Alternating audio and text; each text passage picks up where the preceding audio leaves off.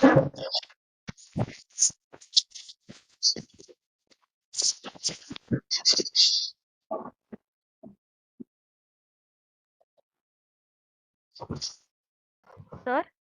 Hi, good morning. good morning, sir. Sir, we'll start with a formal introduction, sir, if that's okay with you. Yes, please go ahead. Yeah, sir.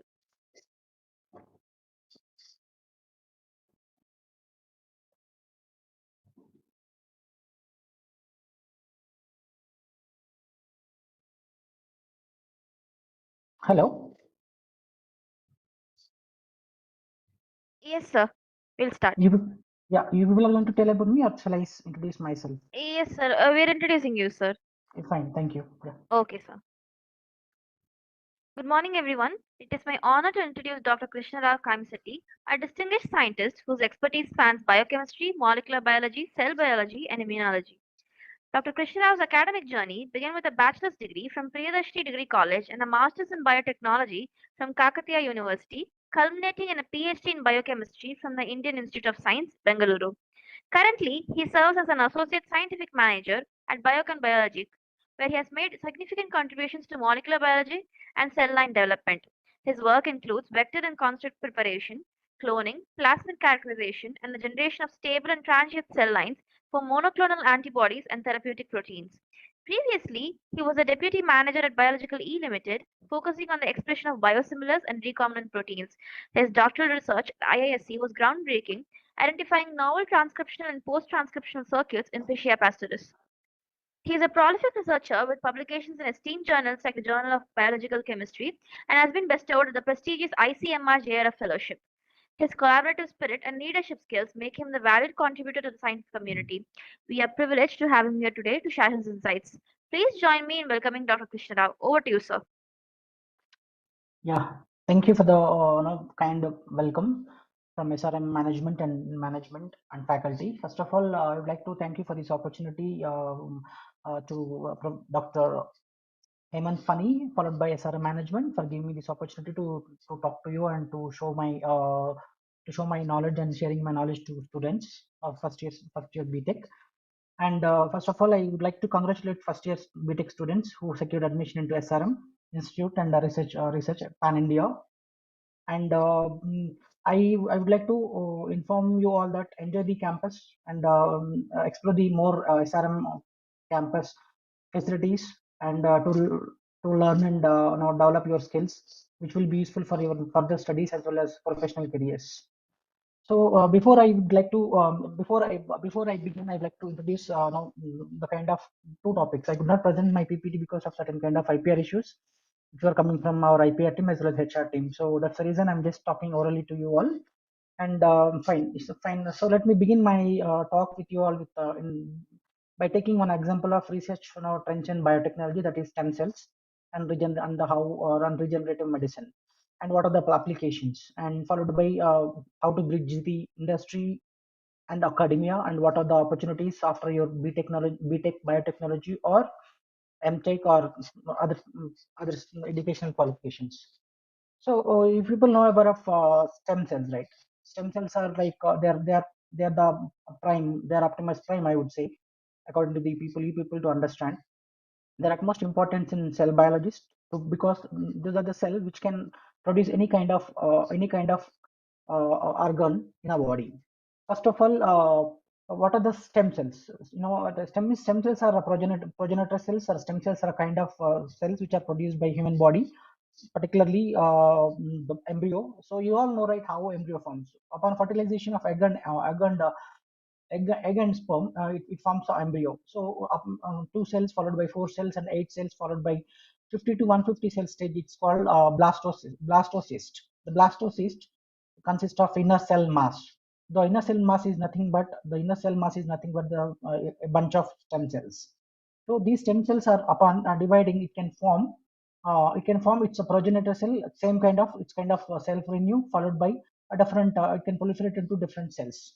That is called a pluripotent stem cells. A pluripotent stem cells can give rise to same kind of cells, or it can form any kind of cells. So for example, I let you know what are pluripotent cells. For example, if you take a heart, so how heart is being formed, how a lung is being formed.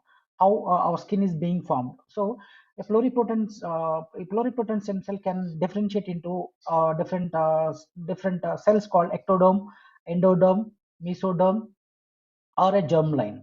So if you take an ectoderm, the ectoderm gives rise to a brain or skin, whereas an endoderm gives rise to lung, gut, or liver. Whereas mesoderm, if you take, it can give rise to muscle, a blood, a bone, or a cartilage. If you see how we are forming a spermatogenesis or the semen, it is because of the germline stem cells which are derived from the pluripotent stem cells. So these are all different kinds of cells which arises or which give rise to different organs in the body.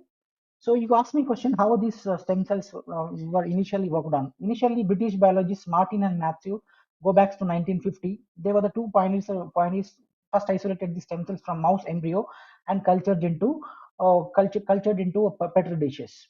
So you need to grow them in a petri dishes or a petri plates by certain providing certain kind of growth factors or vitamins or certain kind of amino acids. I would say certain kind of essential amino acids and as well as glucose. You all know the animal cells or E. coli or yeast cells do require any kind of media to grow, like the way E. coli grows on LB medium, yeast extract, NaCl and tryptone, right? Like the way yeast grows on peptone, yeast extract, and dextrose. In the same way, animal cells do require certain kind of media to proliferate or to divide into two cells, four cells, like the way to proliferate into n number of cells. So there are certain kind of essential factors and which gives them to grow in a proliferative manner. Followed by I would like to give what are the different types of stem cells. The first is embryonic stem cells, which comes from the our embryo, that is nothing but inner cell mass after fertilization, followed by embryo, and followed by adult stem cells, followed by induced pluripotent stem cells.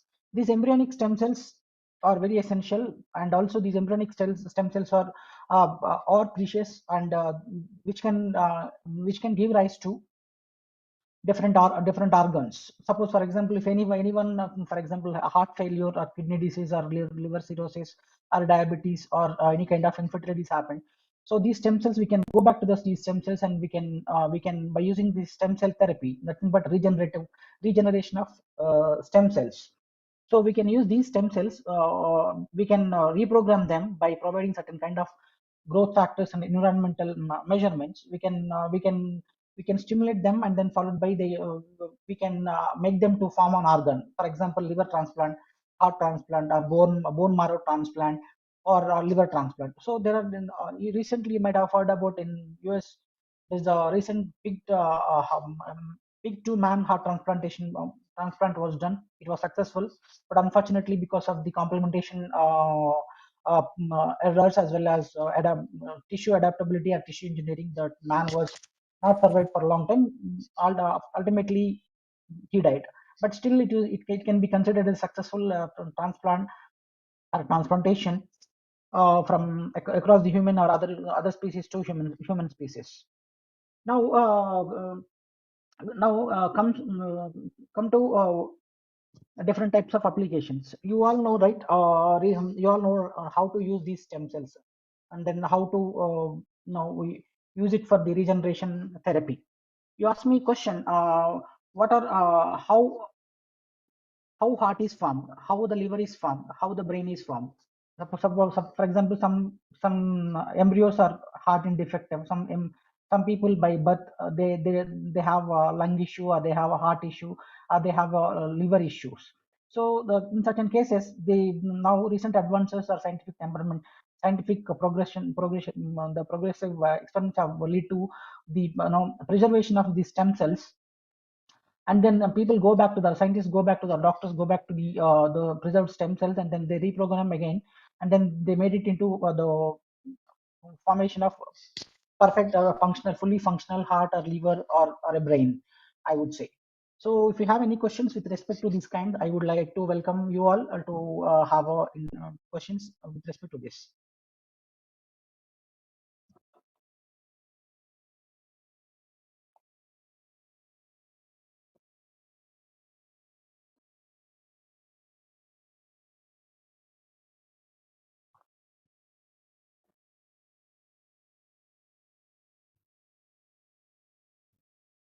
Any questions, Dr. Hemant?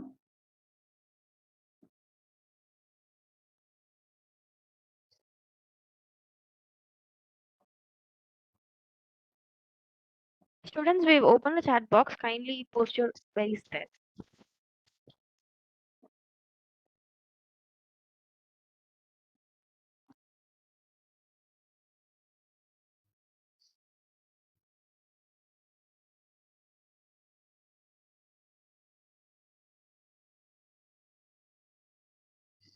Right. If you don't have any questions, I can go to the next topic, the how to bridge the.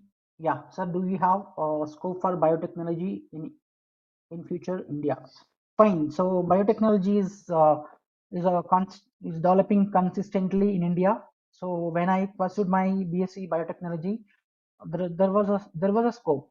So hopefully, you're expecting there are kind of job opportunities, there are kind of certain kind of research facilities in India which have been consistently developing, and government do improving these kind of facilities and also encouraging students to pursue biotechnology courses.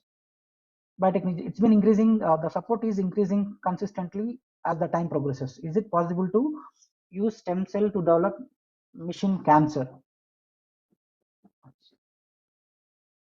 Just a second, let me read the question one more time. Yeah, is it possible to use stem cells to develop medicine for cancer? Of course, it can be possible. Suppose if you get a liver cancer, the liver can be replaced by using the a transplanted liver. Of course, make sure that there should not be any metastasis of liver to other organs of the body.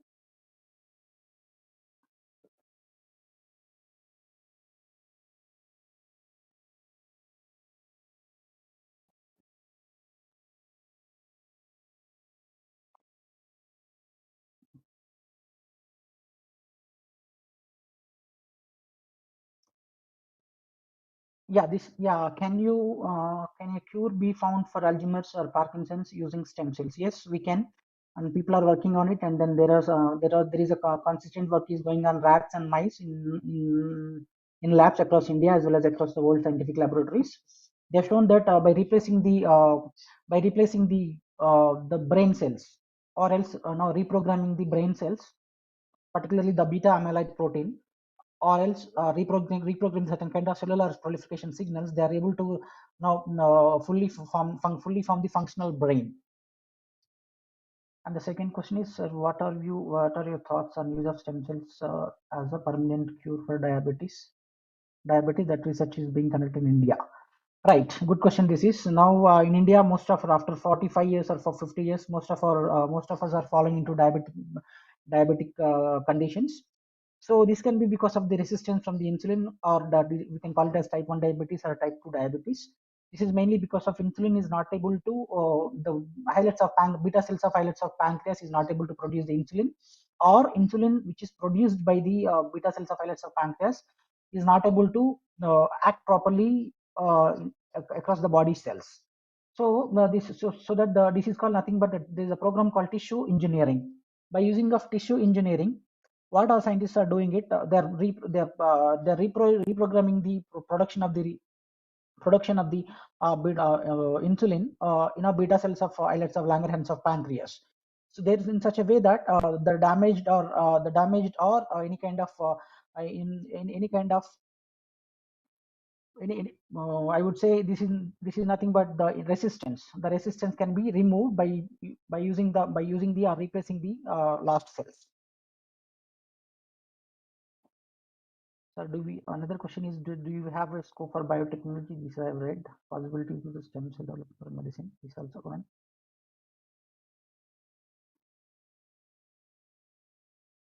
Next question is, sir, will there be any effects on human body like immune resistance when we choose stem cells or for grafts? Yes, this is a good question. This is called graft rejection as well as graft acceptancy. This is nothing but our body. Whenever you transplant any organ, when you're nothing but a liver transplant or a heart transplant or any kind of kidney transplantation, what will happen is our body should be recognizing it as a foreign object. So the main one of the main reason for this is major histocompatibility complexes MHC1 and MHC2. These are the two complexes which accepts. Suppose it needs to be the blood groups or donor types, everything should be matched. That's the type of allot, the type of donor, and every genetic cell should be able to match. Then only the body will accept the organ transplant, and it will treat as its own.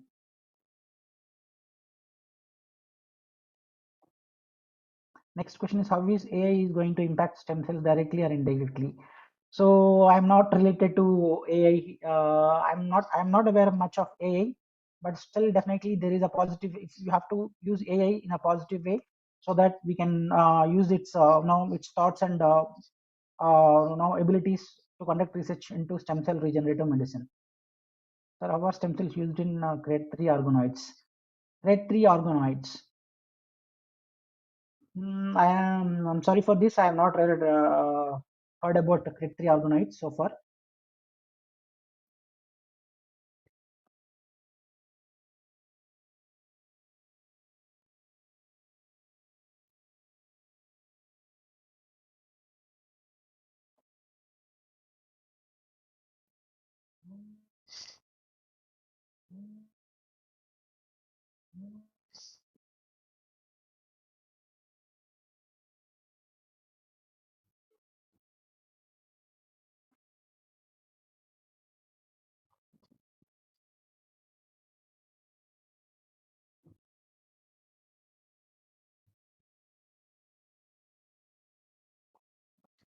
Yeah, how are stem cells used to create organoids?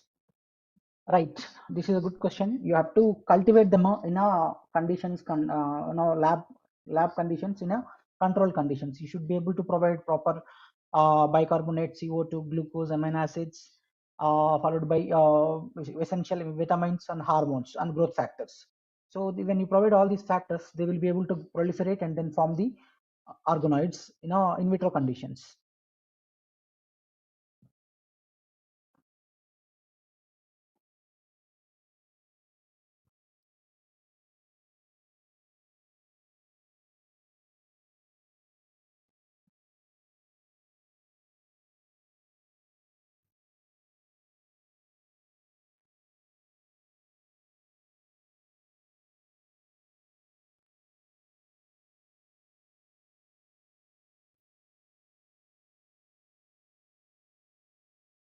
So what is your view about Neuralink by Elon Musk?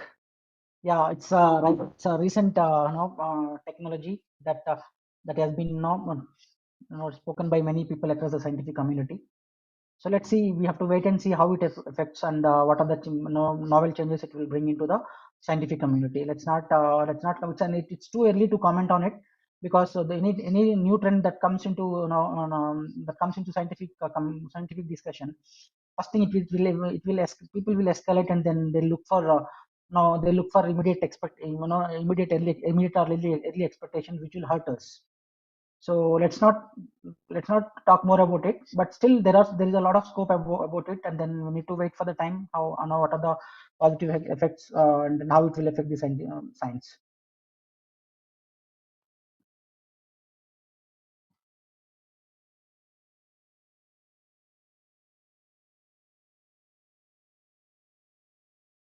Is there any medicine for blood cancer and skin allergic glands? Yes, there is a medicine for blood cancer and for skin cancer as well as lung cancer. They do available.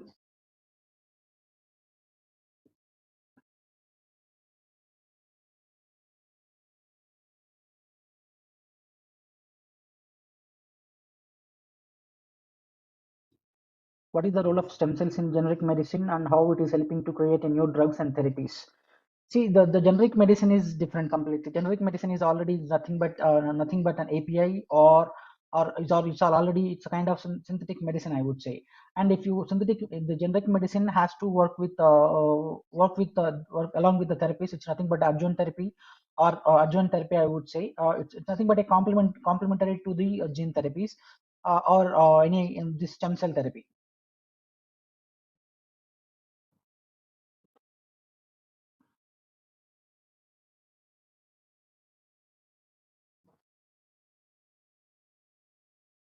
Sir, can we cure pancreatic cancer? Yes, we can cure the pancreatic cancer based on that which stage it is, and there is a condition saying that there is no metastasis to other organs in the body. What is more preferable for cure, whether it's an embryonic or adult stem cells? Obviously, it is embryonic no, stem cells, because embryonic stem cells has all the programming that can become a cell friend you, or it can become any kind of cells that no that can form any organs in the body.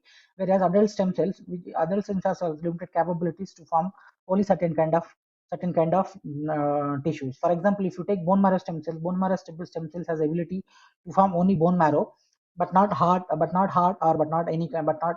lung or kidneys.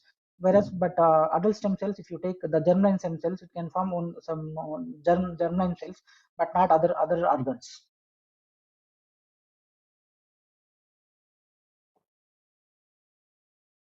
How are stem cells used in regenerative medicine?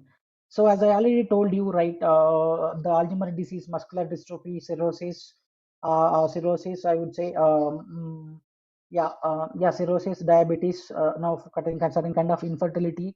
All these are, areas where stem cells are exploring, on a broad way to cure the diseases.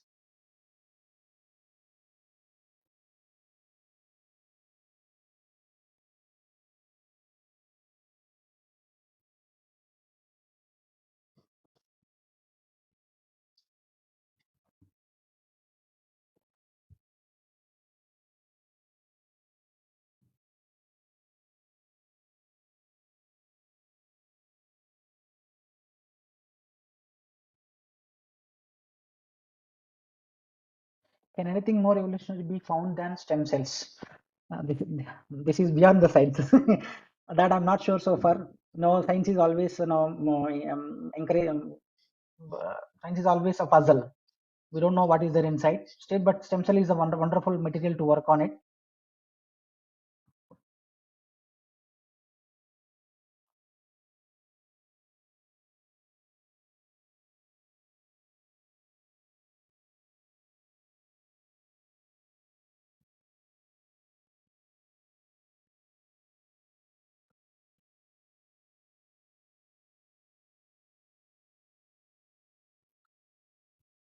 Could we make use of stem cells for curing alkaptonuria? Alkaptonuria is one of the metabolic disorder. So metabolic disorder can be cured by the no, no, no, the patient the patient the patient dependent target drugs.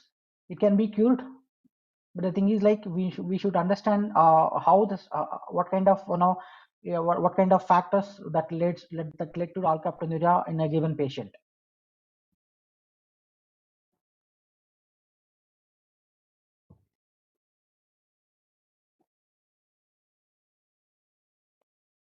The laboratory grown meat is good for health, sir. What they sell in many countries.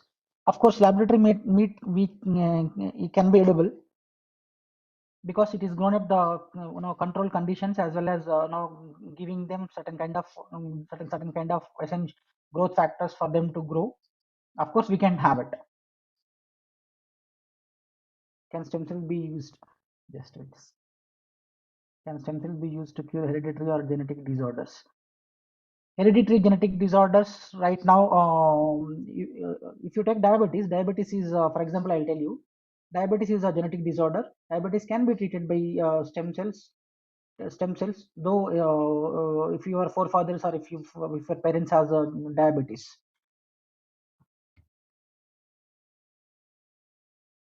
Can stem cells contribute in precision medicine? That's what people are working on it right now, how to correlate it with precision medicine by using the stem cell regenerative therapy.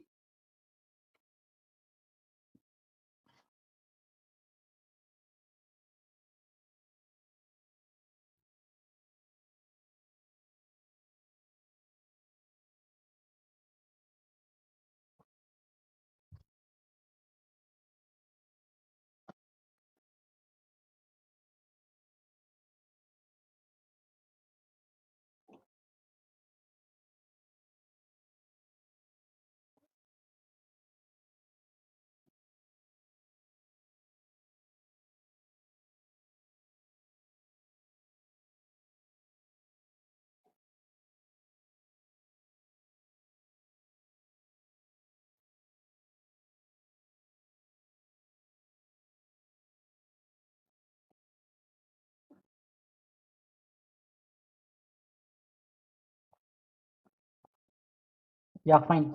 Thank you all. If in case of no questions, I would like to go ahead to the next topic, that is how to build the academic and academic versus industry. So first of all, you people are into now first year BTech biotechnology, I guess.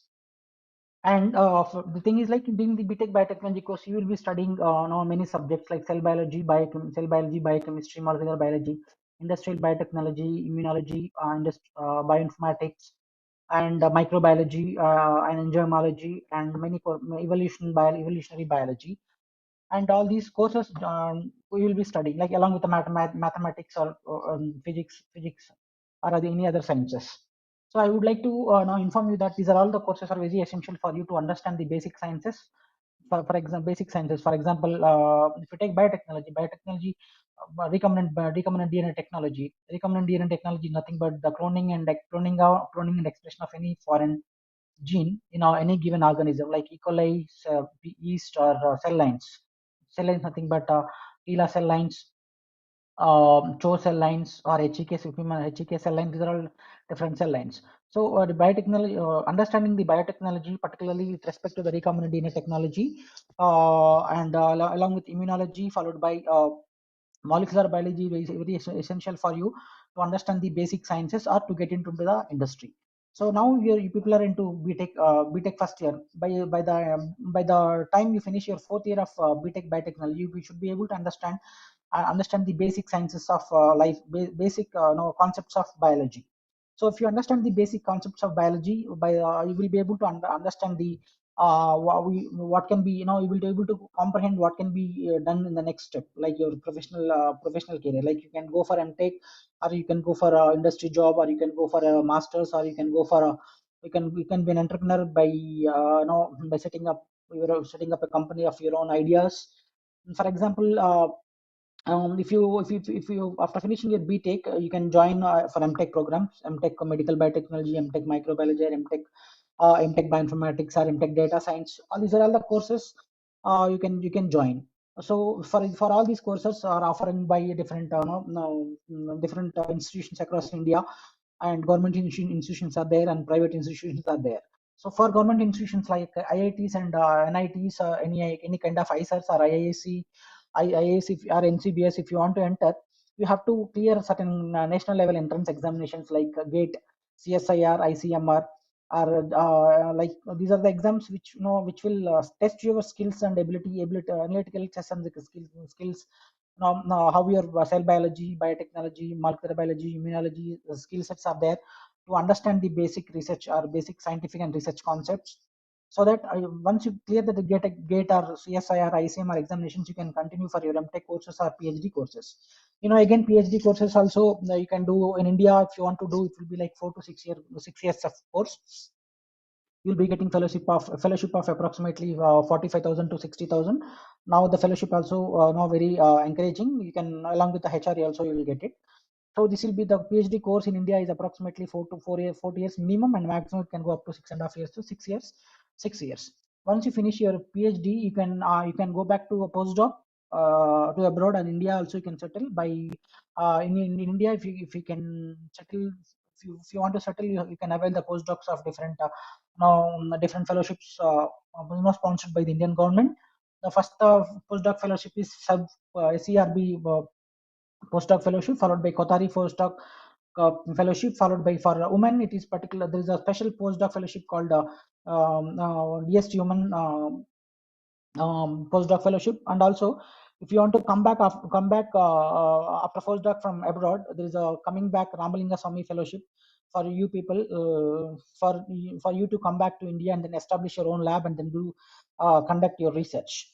This is what the PhD and postdoc life. And also, if you want to go to industry after your PhD, also you can go back to industry, the different companies in India, like the global biopharmaceutical companies, Dr. Reddy's, Biocon Biologics, Intas Pharmaceuticals, Zydus Pharmaceuticals, Biologically Limited, Indian Immunological Limited. All these are offering you fantastic research and development now opportunities to pursue your career, professional career.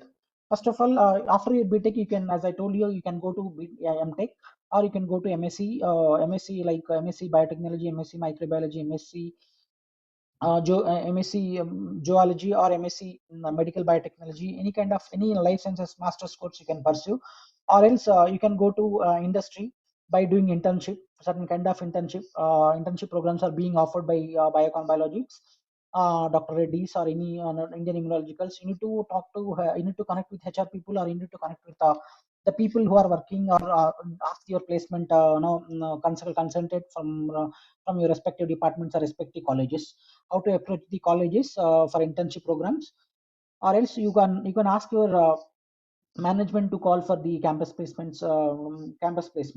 And also, you can, if you don't want to pursue your masters in India, you can go abroad for your masters. So that is nothing but MS. Huge opportunities are there abroad as well as when compared to the India. But also, you can pursue your professional career in masters in administration, MBA, or else you can go with IPRs, intellectual property rights, where every company needs lawyers, which one who can protect their patents when they publish, or when they do conduct any kind of research and developmental activities.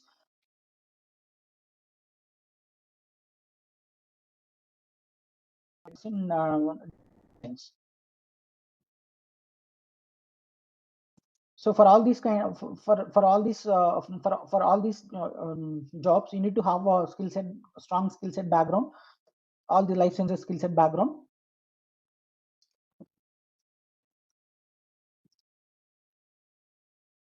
Yes, please go ahead for any questions if you want to ask me, or let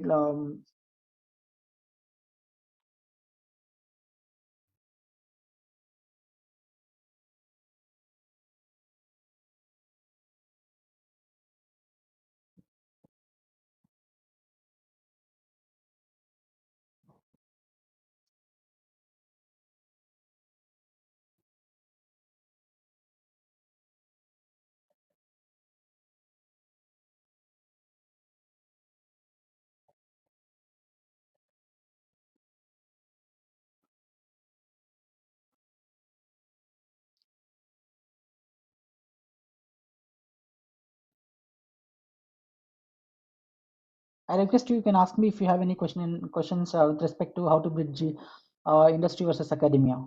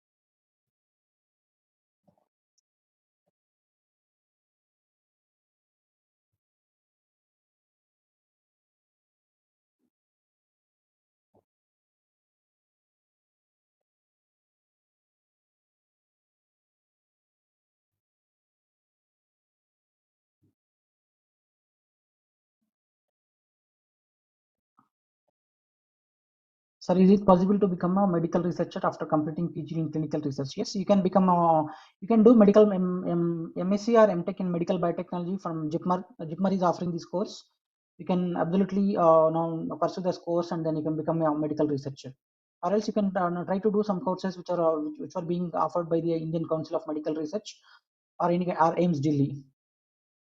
Sir, can you brief us about getting an internship in Biocon? Like which year of my UG should I have any previous lab experience?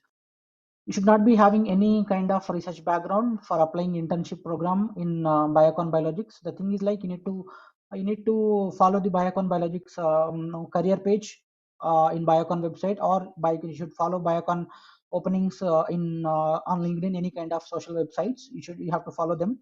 Then you have to be in contact with the people who are working in Biocon, or the HR people, or you have to keep on writing to the HR saying that any kind of openings for internship is there.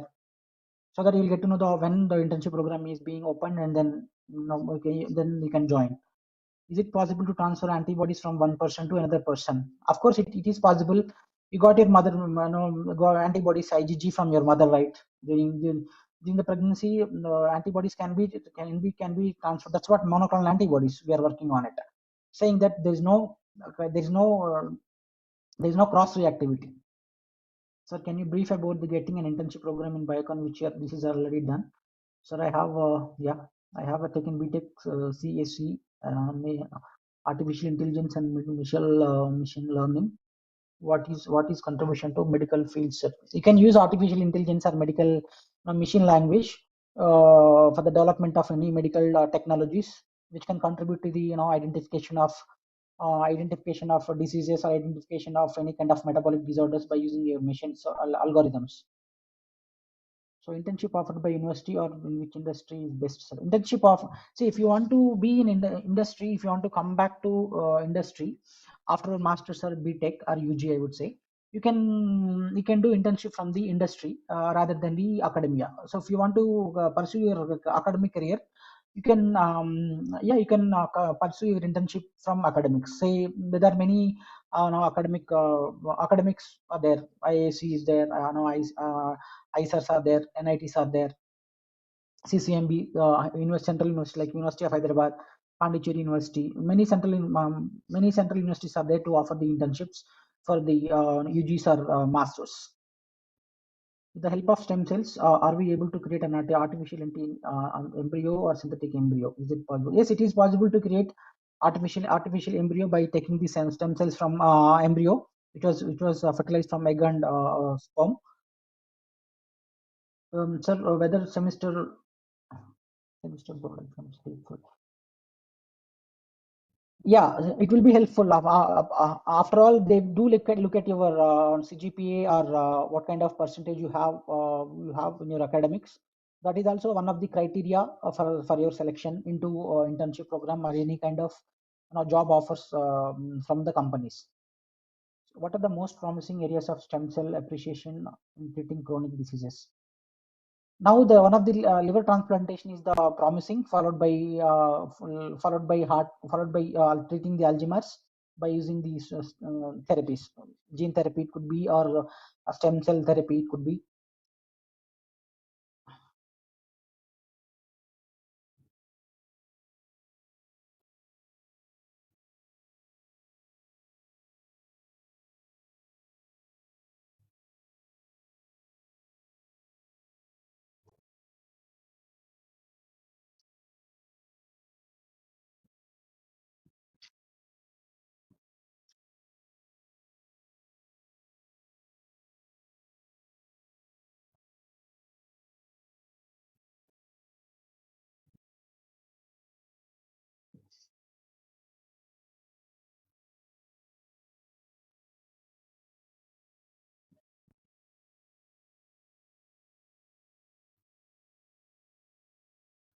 How can stem cell therapy contribute to the field of personalized medicine? See, personalized medicine is depending on the genetic factors of the individuals.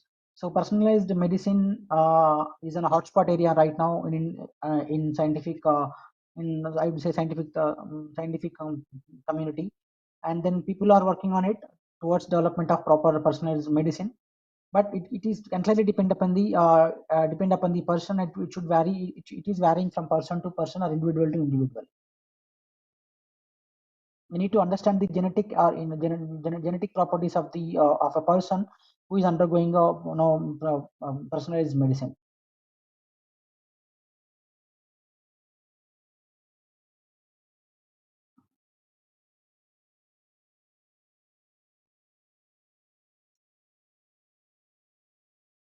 MTech after BTech or MTech after 2 years job, which can be preferred? See, the thing is like you can go for a job. Some company you can go for a job and pursue your studies. You can pursue distance education as well. And also there are certain companies who can know who can who can who encourage their employees to pursue academics when there are while they pursue their job or they do their job in the companies. They do sponsor the home loans also, financially they support for pursuing the MTech or PhD.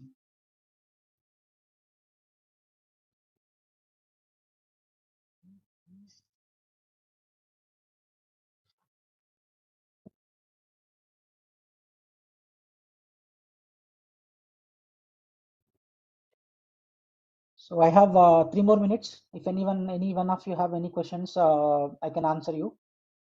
Please ask me quickly. How to get into IIC Bangalore after BTech? Yeah, BTech Biotechnology. So you have to write an exam. You have to write an exam called Masters. So sorry for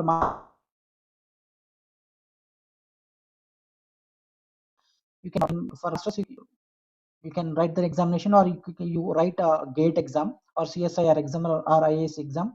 You can pursue your masters. It's a masters come PhD course.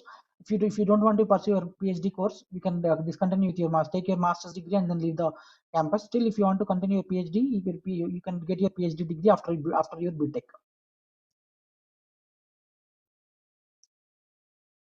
Sir, is it possible to pursue PhD after BTech by doing some research? I got to know that it is possible to pursue PhD after the completion of UG. Can I know yours? Yes, you are right. So after your BTech, if you can join in any other scientific, no, no, this, any other scientific or research labs across the India or abroad, you can work there for 1 or 2 years. Meanwhile, if you can clear the any kind of entrance examinations like CSR or ACMR or GATE, the people will you will be interviewed by the committee members. Then you will be available. Well, you can avail your research. You can your research grants followed by you can scholarship you can avail, and then conduct your own research, and you can pursue your PhD.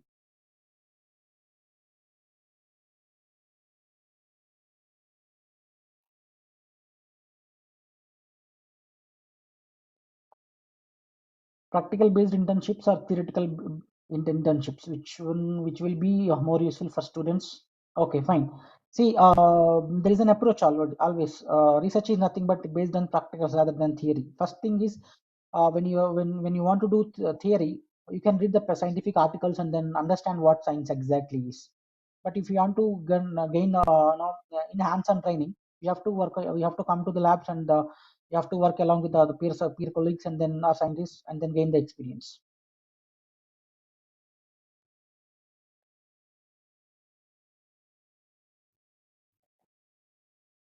I suggest you always go for a practical, no, based in practical based internship rather than theoretical based internship. Theoretical because it won't be useful for you in further professional career if you go for a theoretical internships. What is the difference of doing BTech in India pursuing MS in abroad? See, the kind of opportunities in abroad are slightly more compared to the opportunities in India. So if you're financially well settled well in India, you can go to abroad for masters and then finished off your masters or MTech course or PhD course.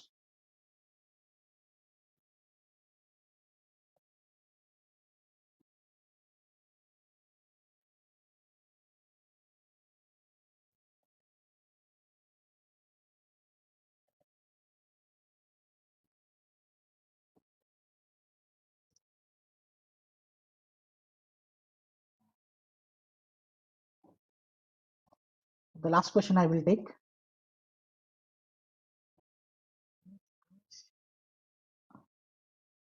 The industrial expectations of license is low in India. Also, the salary expectations are low. Yeah, fine. Yes, or compared to other countries, it depends on company to company. Salaries are no variations are there based on your expertise or based on your expenses. You get salaries.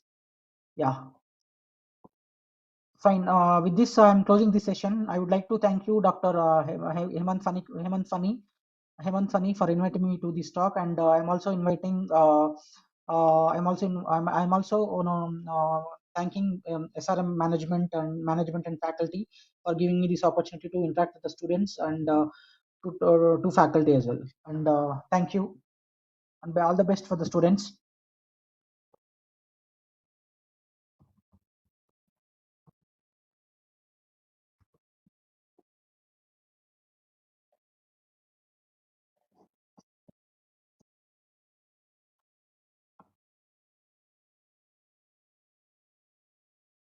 Thank you, sir. Sir, shall we end up with a formal vote of thanks, sir? Yeah, please. Thank you, sir.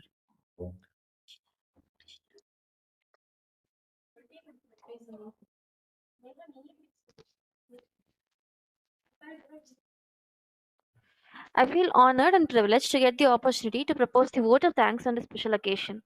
First of all, I would like to thank our chief guest, Dr. Krishna Rao, for readily accepting our invitation and gracing the occasion with his presence. I'm sure your inputs would have motivated the students to start working towards their goals. Thank you. I take this opportunity to thank our management and faculty for the constant support and guidance they provide to the students. On behalf of our institution, I extend my warm gratitude to everyone. Thank you. Yeah, thank you. I'm signing off.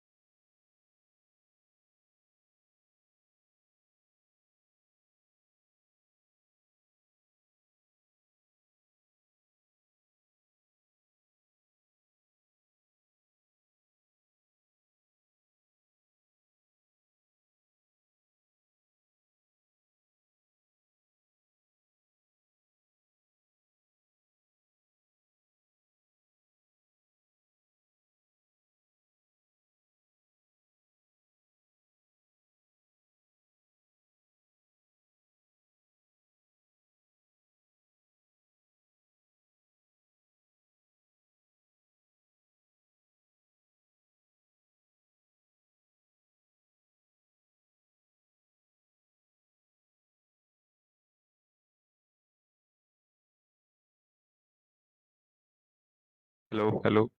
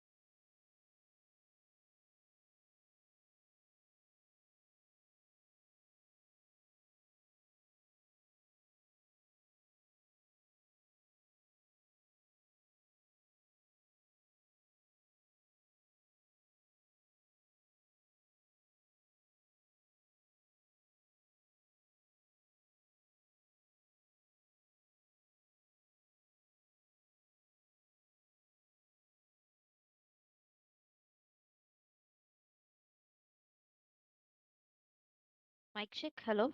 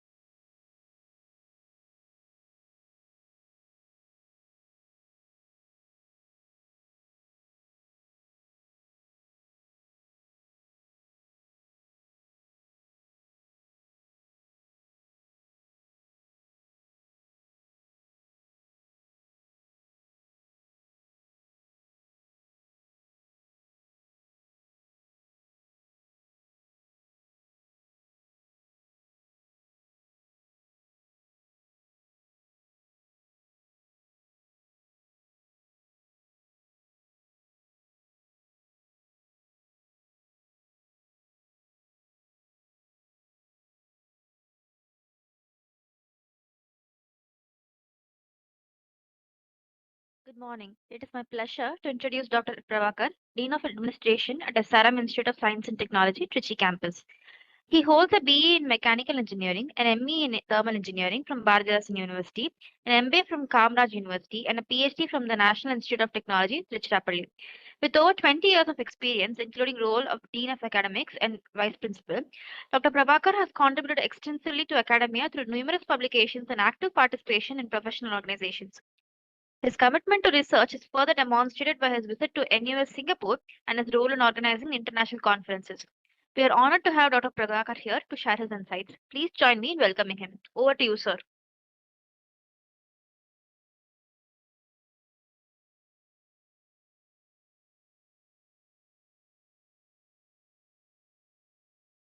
Hi everyone, good afternoon. Thank you, ma'am. Thanks for your intro. So, shall we start our campus tour?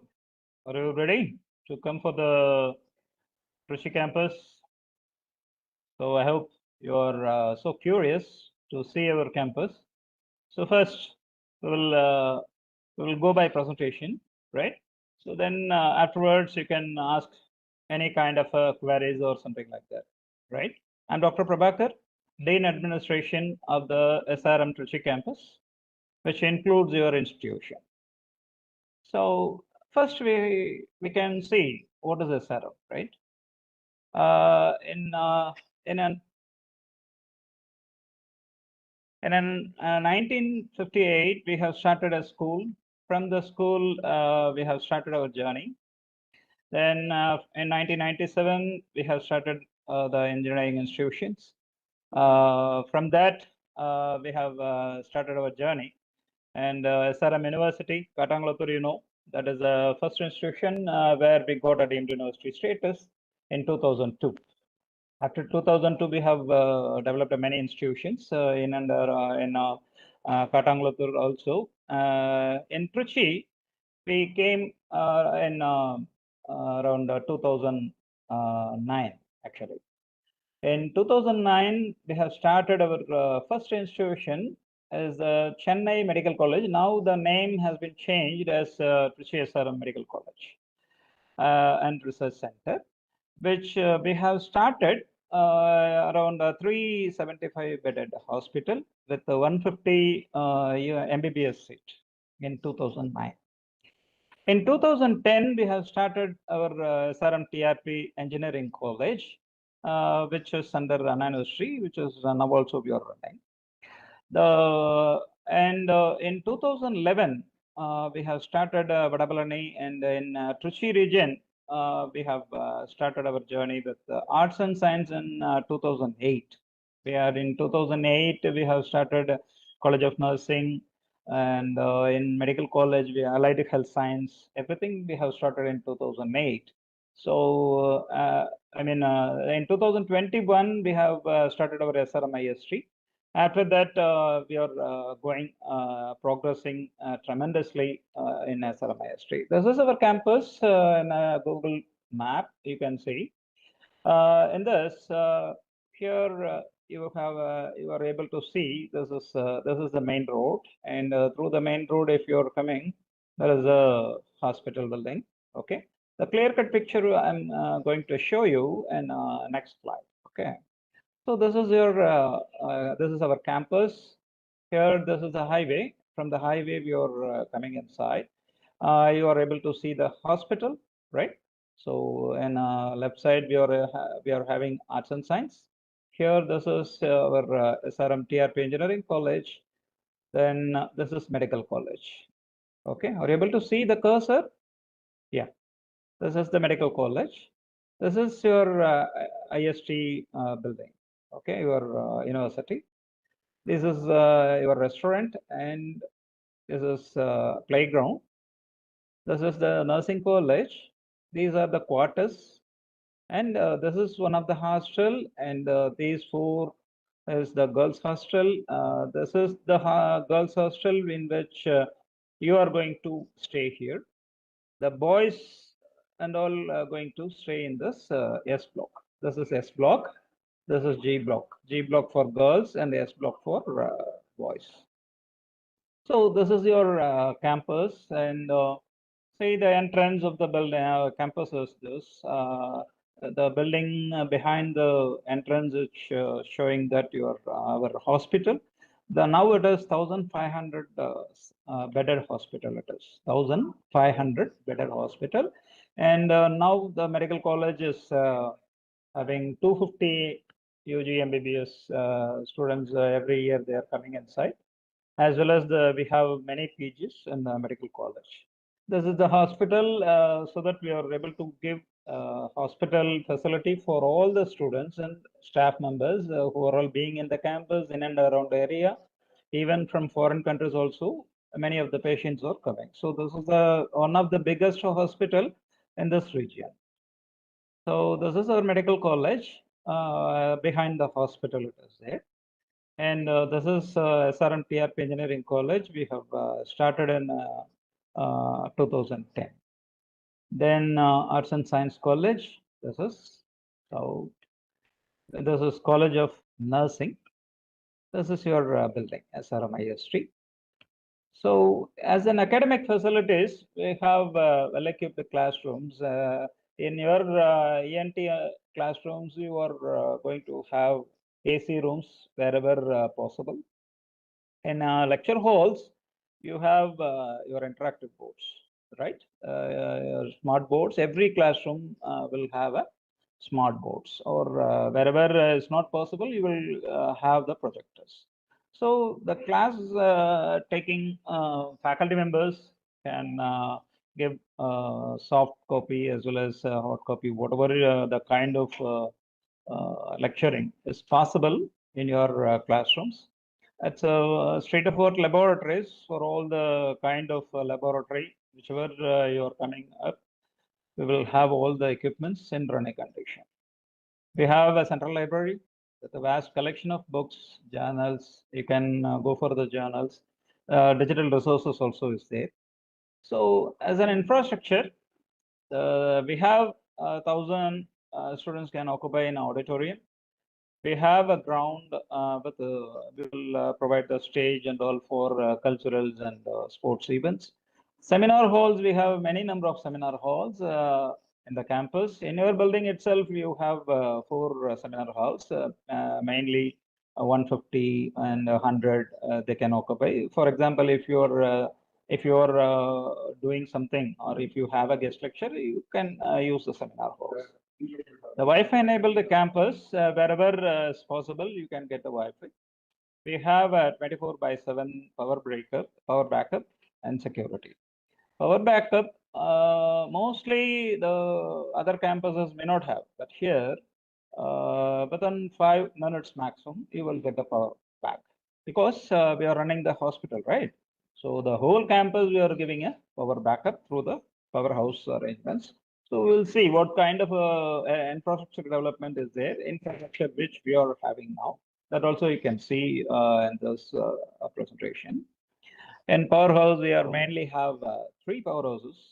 One is in near backside of the hospital, another one is backside of the medical college, another one is a residential area. This is a breakup, right? We have many transformers and genset capacity you are able to see. So we are able to give 24/7 genset power also wherever possible.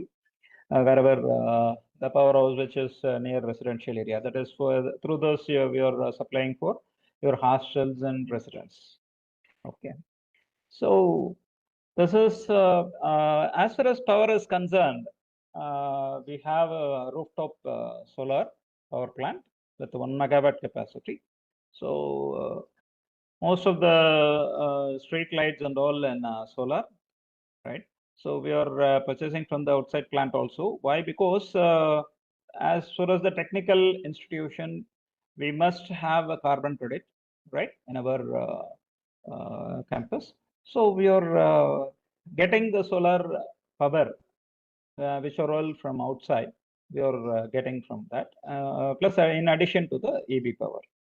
So the water, whatever is coming out of the buildings, we are not sending it to any ground or directly. We are having a sewage treatment plants. We have 3 street STPs all right, with 6 lakhs and another one is 6 lakh units and 1.5 another unit is there. So each and every particle of water we are treating and we are utilizing for garden purposes. Okay, so these are the sewage treatment plants in our campus. So as for the student amenities, we have separate hostels for boys and girls with the modern amenities. We can have hygienic food. We have a mess as well as we have many canteens like a kiosk and all is there. So you can enjoy what kind of a food wherever you go. Effective water management is there. Whatever the drinking water, we are maintaining proper quality. We have RO plans, 3 RO plans we are having. One is in hospital, another one is in residential area, another one is in TRP. So these 3 RO plans and small RO plans are there. Even in your IST building also, we are planning to have one more plant. So we are maintaining the quality of water. The campus is so green. If you are coming inside, you will enjoy the green campus with the clean air. We have recreational facilities like you can use the gym wherever you go in a hostels. You are having gym. The sports grounds are there. Indoor games you can enjoy. The temples for your mind relaxation, right? So this is the hostel building in which you are going to stay, right? So the your boys hostel also will be the looks like same and the G block and S block. Okay, so your hostel block will be like this. Okay, so inside of the room you may have 3 sharing as well as 6 sharing. In boys hostel we have 4 sharing also. So 3 sharing is a single bed, 4 sharing and 6 sharing is the bunker bed. So this kind of arrangements we have. Non-AC, AC rooms, everything is there. All the rooms with attached bathroom only, a toilet and a bathroom attached with the balcony. So you will enjoy the thing. This is another block of hostels where other college students are staying, especially medical college and other institutions. Girl students are staying here in at our block hostel. This is 4 hostels with a capacity of 2,000. So Nilgiris Imam is the medical college boys hostel it is, and Javadu and the Allegri hostel that is right side corner it is there. So that hostels for boys of other institutions. That even in IST, science and humanities students, allied health science students are all staying there also. So as far as the hostel management, you feel good. Wherever you go, you can get the guidance from the warden, right? There is a hostel supervisors are there. So they will be helping you wherever you need. The study hours also we are following so that if you want to have a peaceful study, you can study at that time also. So mostly you will enjoy the residential area thing. This is Basil, where you are able to see in the bottom, right? Here, this is a kind of a restaurant. Okay, so pay and use this kind of a restaurant along with your mess hall. You can use this also in the daytime or even up to 10 o'clock. It will be open. So wherever whichever you want, if you like to have something else other than the mess food, you can enjoy here.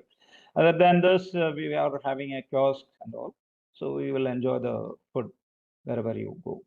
You are maintaining the green campus, right, for with the nursery. So we are having RO plants, right? So these are the capacity of the RO plants.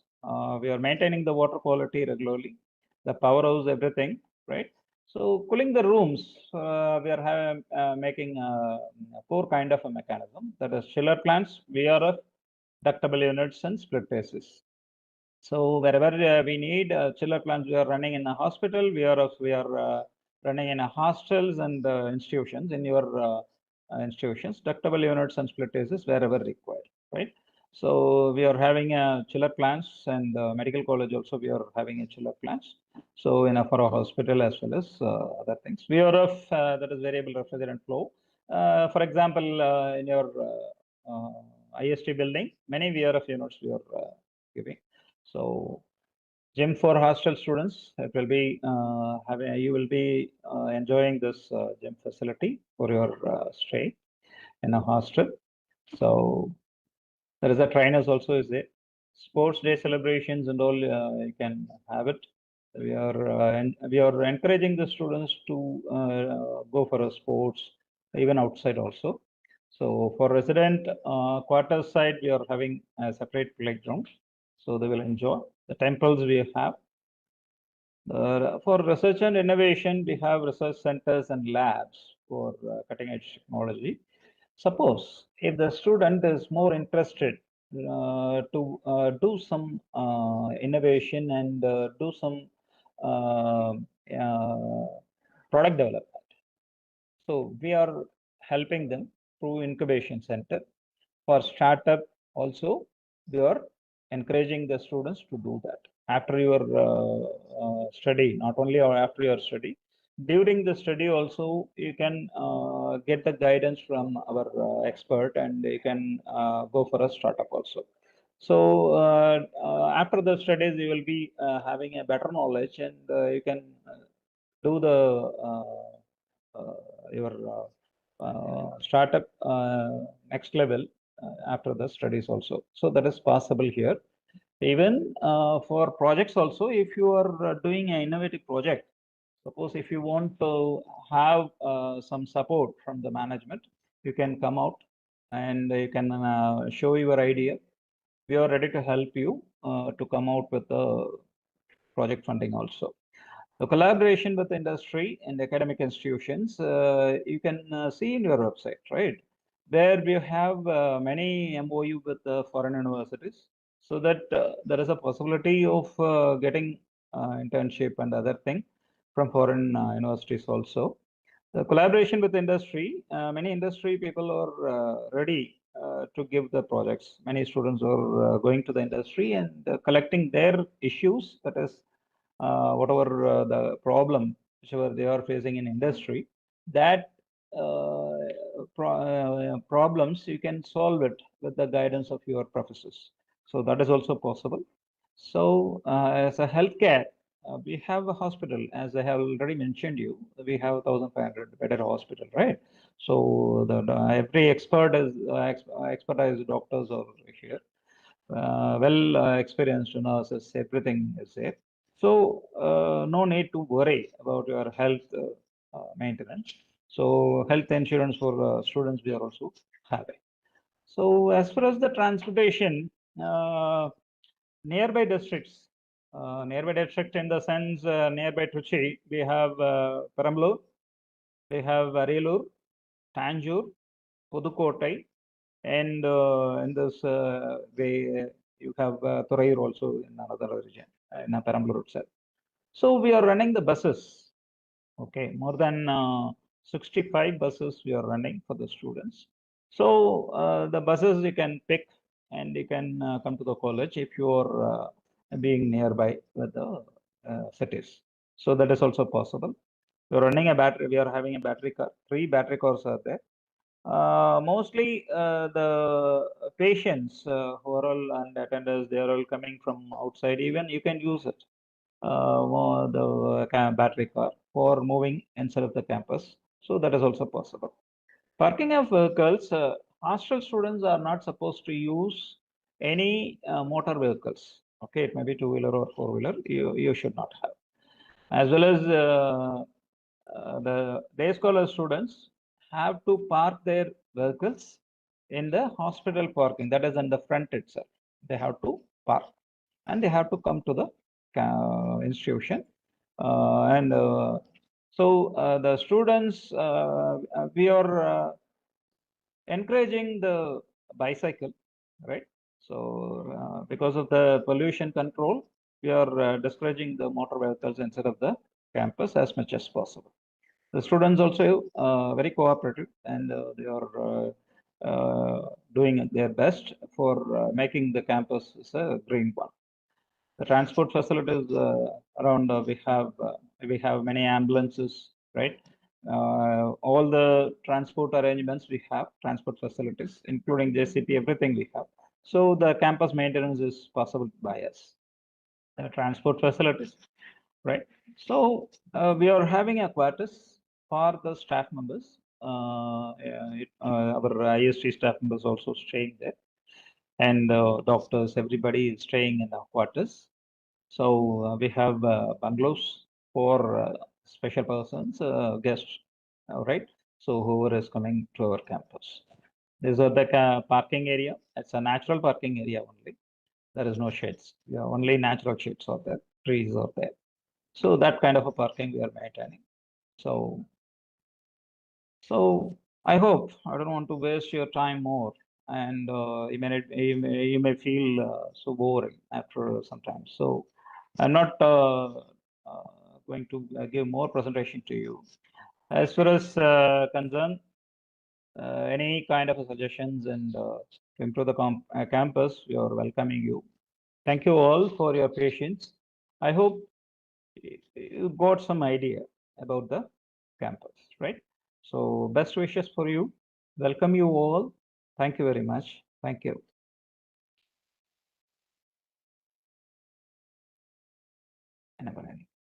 Stop.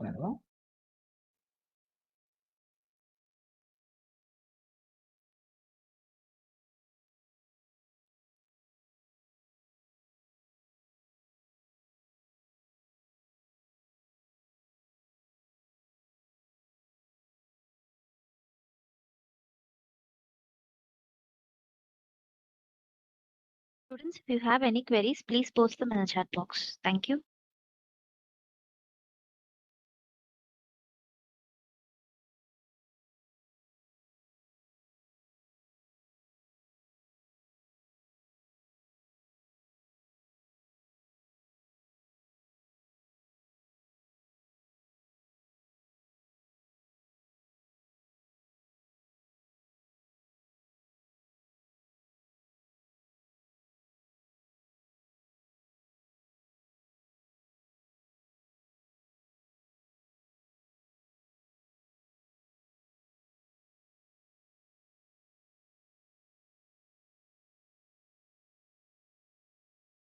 Yes, we are encouraging the bicycle for the hostel students. You can use it, no issue.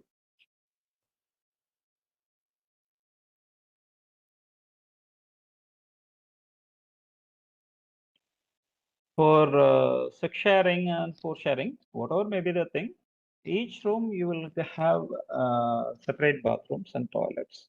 So it is sufficient. Students are staying for years. So it's a kind of a bunker bed. One student and another student is the top. So all the students are happy with that. No issue.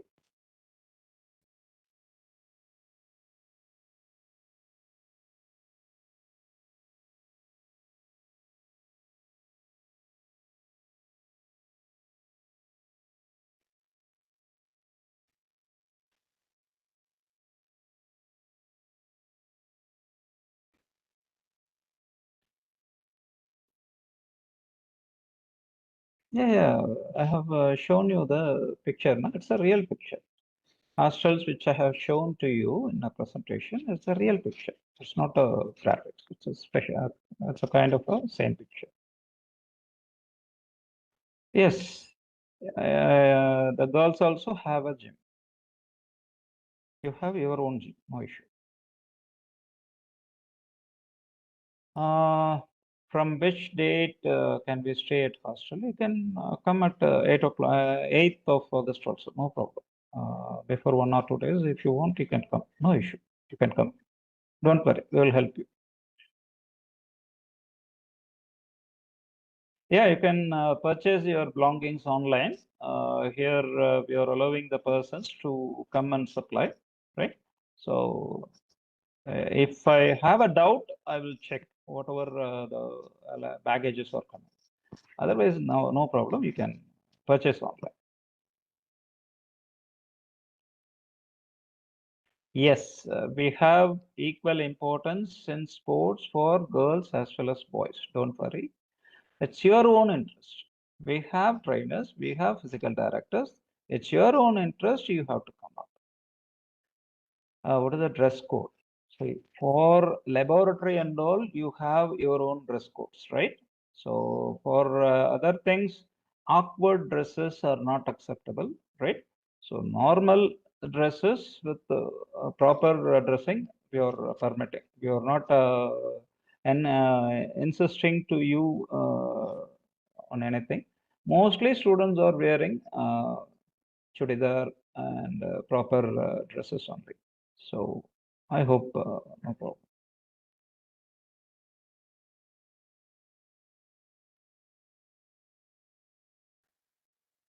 Yeah, Northeast students are coming. I don't know. You can contact admission team so that they can help you.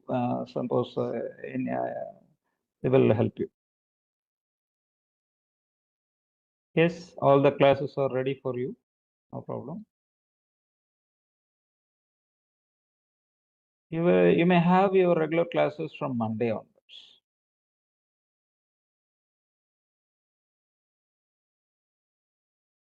You can pay your hostel fees online. You please contact your admission office so that they will help you. No problem. I think today they may be enabling your link. For lab, they will be informing you. I think blue color. Yeah, a dark blue color shirt and pant. You can check with the authorities.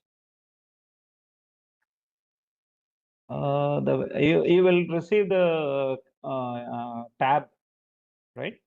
Apple tab you will be receiving, and as far as books and all, they will be supplying, right? So you will receive the kit.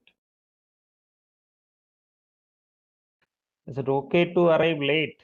Why are you coming late? Hmm? So 1 or 2 days you may not have any problem, but hostel and all you have to book the rooms, or else it will be difficult to allocate the rooms.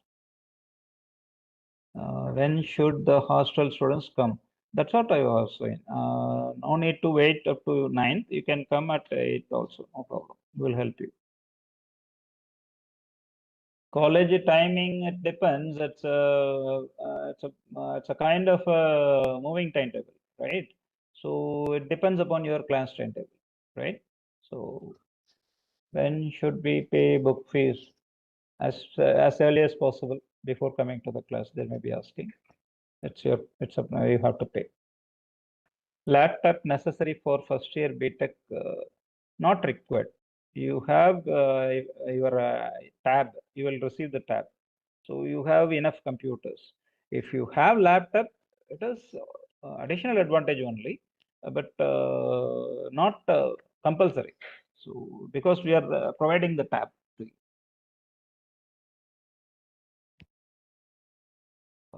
Booking hostel room number.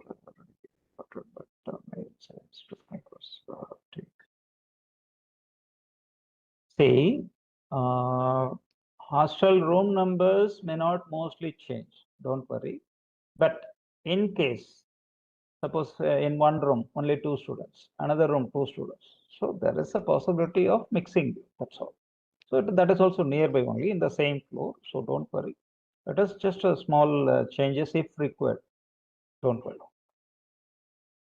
Everyone receives iPad. Don't worry. First year we will provide you iPad because it will be easy to you to take the class notes, and if you want to download anything, it is possible. So that's why we are providing as an additional package. Everybody will receive the iPad. Don't worry. Should parent attend inauguration? Is mandatory for hostels.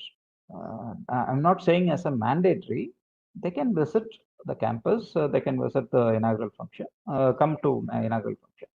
We are encouraging the parents to come. That's it. Do we have to pay for iPad? No, not required.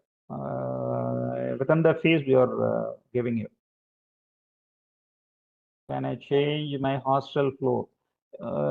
Actually, we are permitting only after settlement. For example, if you are coming on 9th, Around the 15th, we will be helping you, right? So after settlement of all the people, then if there is any possibility, then there is a mutual changes and all. If whatever is possible will help you. Last date for online enrollment for what? Is this for hostel? For in hostel, we were t-shirt. Yeah. T-shirt shorts within the hostels, we are no problem. It's up to you. No issue. Tab only for the first year. Yes. One time only I can give now. So tab every year we cannot give. We are unable to give, right?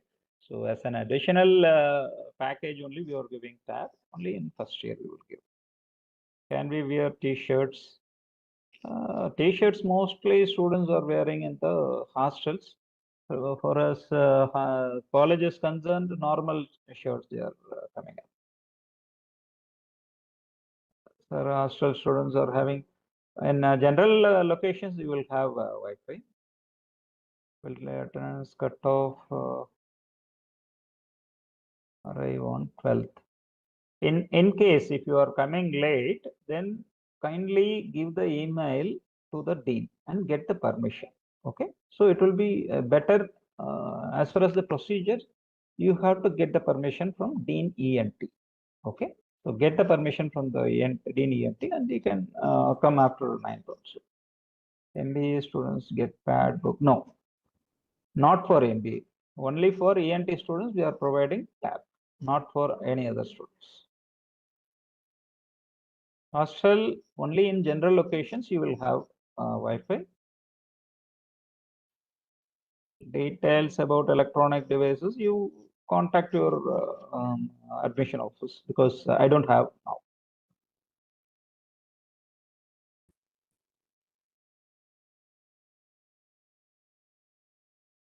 Yeah, you can use iPad with the keyboard. If you are purchasing, then it's no problem. It's up to you. When we would get the hostel essentials list, that is up to you. We don't give any essentials list. Mostly it's up to you. Whatever you want to stay, you stay. Dress code for girls, mostly students are coming with chudidar.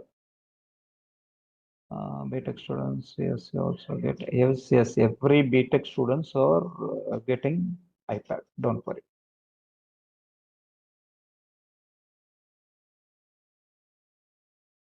When will we receive the iPad? Within a month, because the quantity is varying. So we have already ordered. Supplying days will be soon. Within a month, they will be giving it to you. Purchase of your own mattress. Yes, you have to purchase. Only cot is there. Whether Saturdays or working days, 90% Saturdays on leave. Okay, you will have a leave.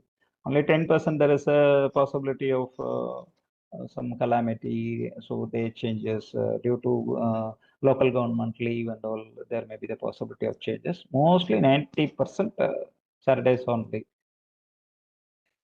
Yes, you have to get your own mattresses. Laundry facilities available. Yes, I want to show. Sorry, I didn't mention. Power laundry is there. Every week, 14 garments you can put it to power laundry. They will wash, dry, and iron for you and give it to you back. Okay. Within 3 days, they will be giving back. So you will get the facility. For other hostels, we are not permitting. Only for you, we are permitting. Okay. It's a power laundry facility available. Small things like banyan and all your inners, you have to do on your own, but because it is not possible to get it into the power laundry. So power laundry facility is available. Size and dimensions of the mattress is normal cot only. It's a 3x6 and all is there. No, it's a normal cot mattress is sufficient. Laundry facility included in your hostel fee. That is actually we are providing as a free service. Okay, so no need to pay for power laundry. Every students will get in a S block and G block, not in other hostels. We are not providing for other hostels. Only for ENT students and who are all staying in that hostels, we are providing as of now. For other hostels, we may be expanding later. Can hostel students use the college library? Of course, you can use the college library. That is, your library is open, right? Yeah, college library is open, no problem. No problem. No need to pay for laundry up to the cloth number of cloths permitted. Suppose if you want to put more, for example, if some students are coming up with a big basket of cloths for laundry, then they have to pay, correct? So there is a limitation. Up to that limitation, you can put and you can get it in a free mode. Suppose if you want to do more clothes somewhat wash, then you have to pay. It's up to you. Laundry for free, weekly 14 garments. Weekly 14. You can think as a 2 per day. Okay. For example, chudidar chudidar pant. Okay. So every day they may be putting na. So 7 into 2, 14 garments they can put it. Inauguration meeting. And then can the students go home or should we go in the evening? No. After inaugural function in the first day, you can go back. No problem. There is no, you are providing lunch. After the lunch, you can go home. No issue. Suppose if you are a hostelers, then you can come earlier. Try to come before the day, so that the rush may not be there. So you can accommodate in your hostel without any issues, right? So without any rush. So you can come earlier. That will be better for you for the accommodating the hostel. When can we access the college bus? College bus, you can pay online, I think. So contact admission office so that they may be helping you, right? We need to pay the transport fees. There is a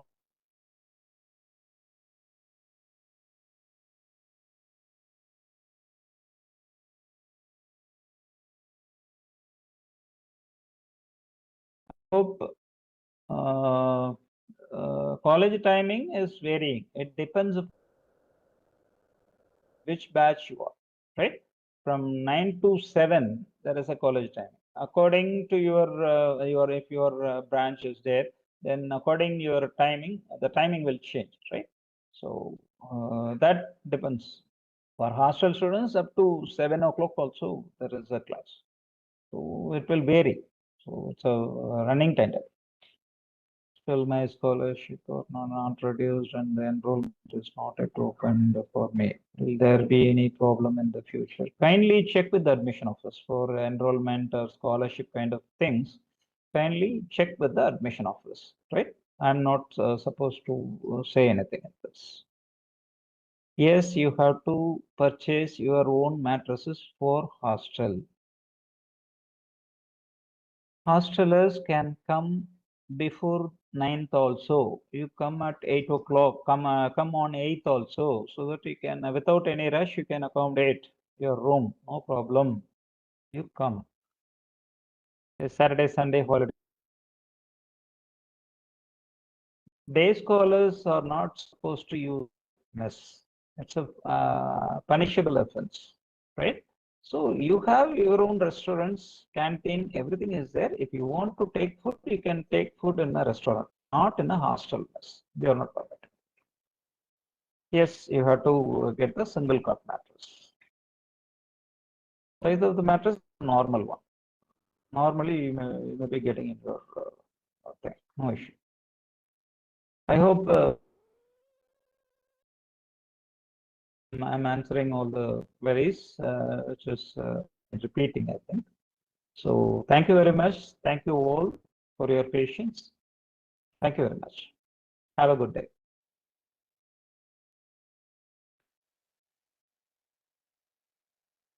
I feel honored and privileged to get the opportunity to propose the vote of thanks on this special occasion. First of all, I would like to thank our chief guest, Dr. Prabhakar, for readily accepting our invitation and gracing the occasion with his presence. Thank you, sir. I take this opportunity to thank our management and faculty for the constant support and guidance they provide. On behalf of our institution, I extend my warm gratitude to everyone. Thank you. Students, the next session will start at 1:30 sharp.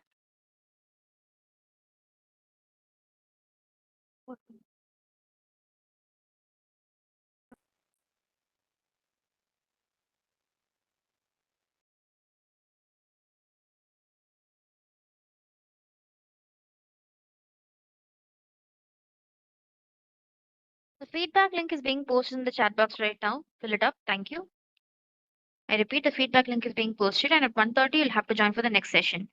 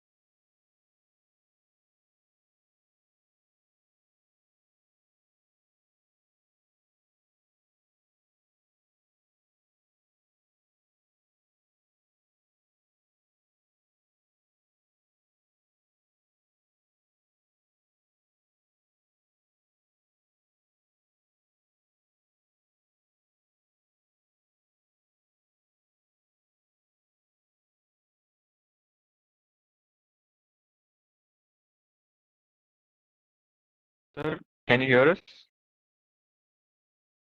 Laksh-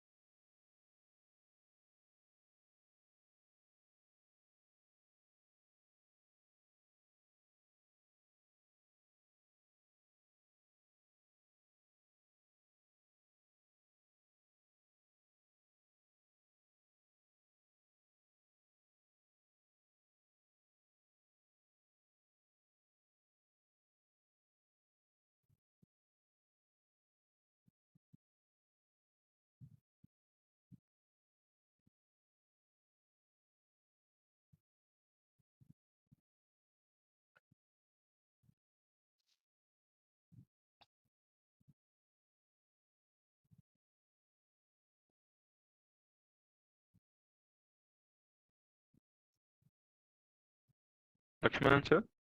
Yes, sir. Yes, sir.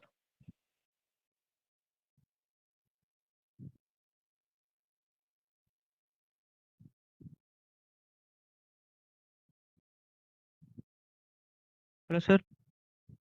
Sir, can we start with the formal introduction? Yes, for 1 minute. Let me upload the PPT. Okay, I'll share my Okay, sir. PPT.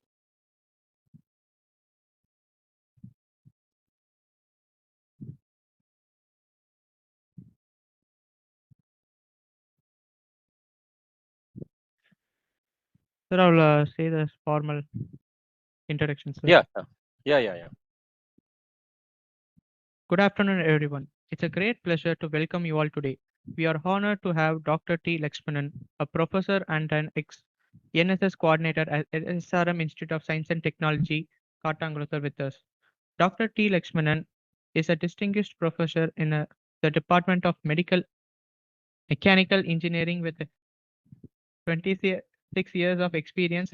His research spans solar concentrators, biodiesel performance, base tire rubber composites, a gasifier optimizer. Currently, he is guiding research on internal air quality, psychological impacts on learning, and municipal solid waste management. As an educator, he teaches courses like heat and mass transfer and energy engineering. Today, Dr. T. Lakshmanan will share his insights on the National Service Scheme, which fosters social and civic responsibilities along students. Please join me in welcoming Dr. T. Lakshmanan. Thank you.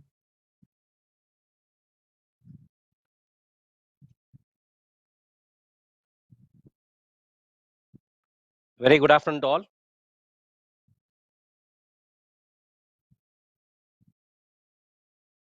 Thank you very much for the introduction about me given.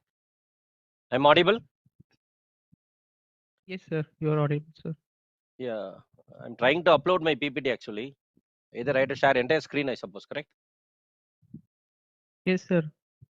Yes, sir.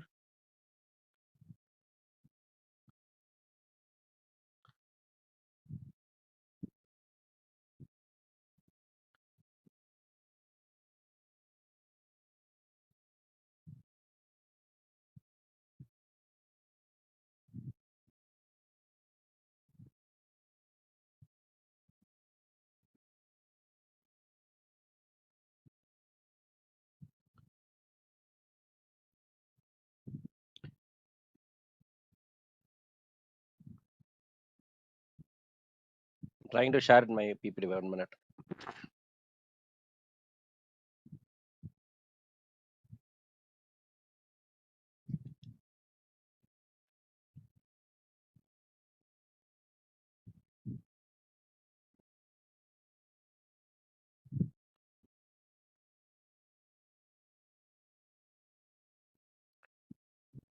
Can I share my PPT? Can you people upload it?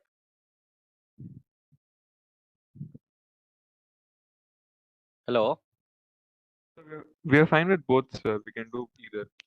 So No, if no, you I'm try, trying if to you can, upload it. Let me no, sir, try it just out. do share and then, yeah, okay. I have to share entire screen, I suppose, correct? Yeah, yes, sir.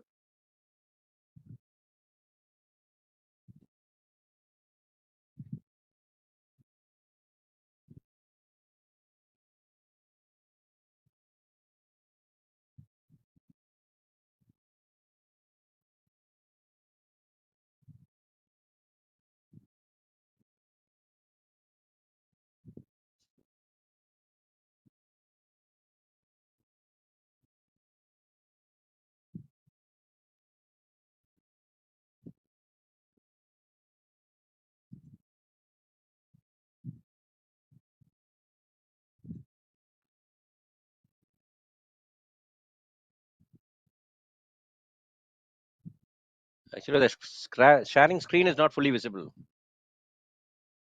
I don't think I'll share my PPT, right? To WhatsApp, can I share it? Yes, sir, sure.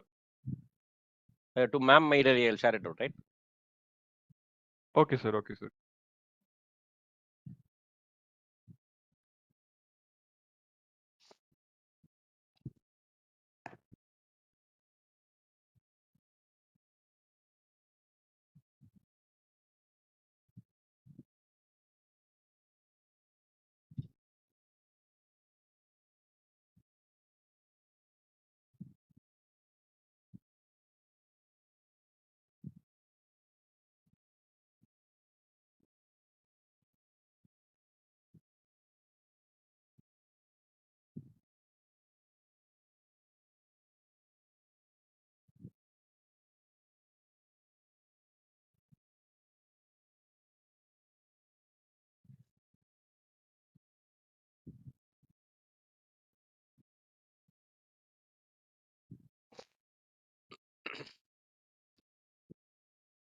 One minute, I'm sharing the PPT. I'm sharing the PPT to WhatsApp, right?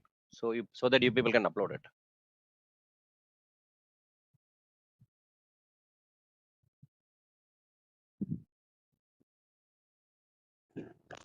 PPT I shared to your WhatsApp, madam. Can you upload it actually? Yes, sir. நீங்க பண்ணுங்க madam. Okay.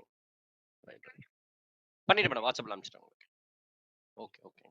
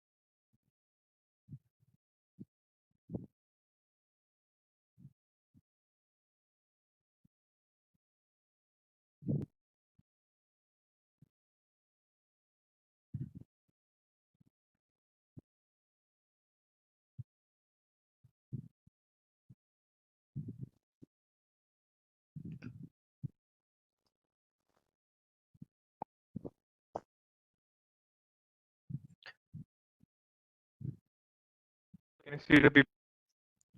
Yes sir, yes sir, yes sir. Okay, sir. So you just tell me when to move the slides. I'll do it for you. Okay, sir. Is that Yes fine, sir, sir? yes sir. Sure. Yeah, yes, fine.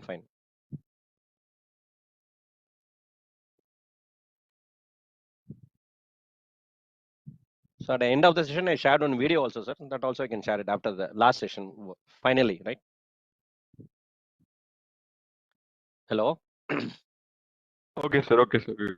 Yeah. So very good afternoon. There's no response from the audience side. Somebody can say yes or nothing else is there. Audio people are there. Sir, audio is turned off for now. We can Okay. open the chat for the people you interact Fine, with. sir. Okay, right. So they are there, right? So actually, students are there in the line. Yes, sir. Yes, sir. So good afternoon. Good afternoon, everybody. Right. So I'm actually a professor in mechanical engineering. Past 2 years, I taken as a NSS program advisor for the SRM University. So in SRM, it was started in 2003. The NSS team was started, and now it is around 20 years is there. So we have around 14 units are there. Sir, you can go to the next slide, sir.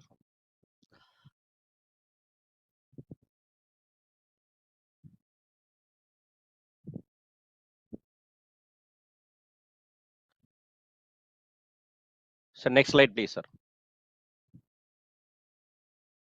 Hello.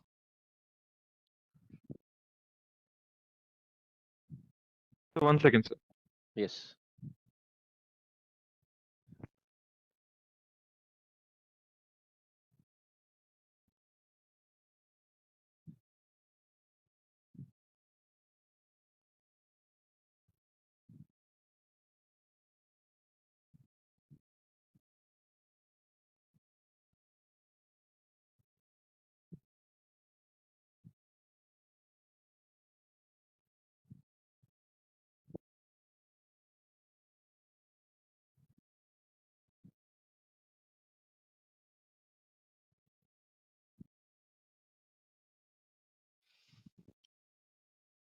Yes, sir. The second previous one, sir. Right. Second one.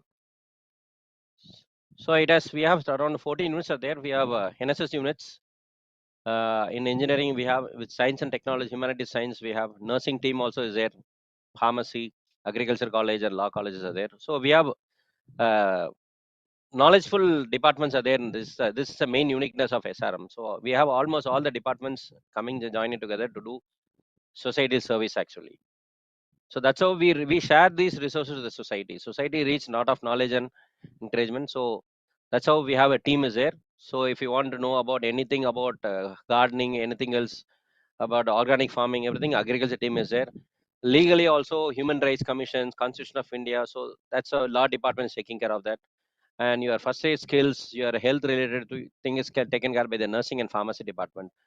And science and humanities, we have psychological team is there, and design team, visual and communication medium teams are there. So we have ample of resource teams are there, and engineering is taking care of technology things.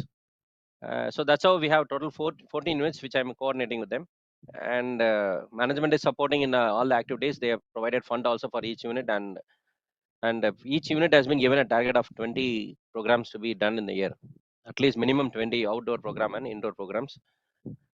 Next slide, sir.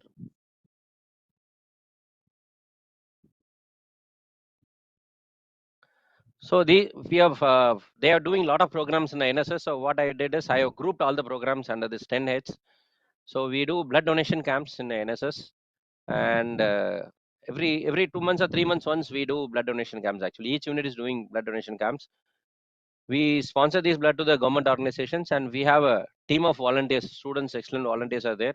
Whenever the blood is required in nearby or surrounding environment or in a SRM hospital, or immediately they'll give a call to the NSS cell, and we are planning to release an app also. The computer science department students have developed an app actually, so that the donors and patients who require can get connected directly, and they can filter out O positive is required means O positive blood will be, they can match with the donor and they can directly contact instead of contacting NSSL. So that's a new process we have initiated.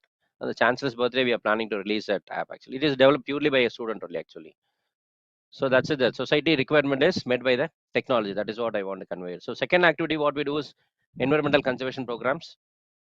And the third one is related to Clean India. Fourth one is road safety awarenesses, social service activities, and we have health and hygiene awareness activities, skill development activities, and well-being for society as well as internal students.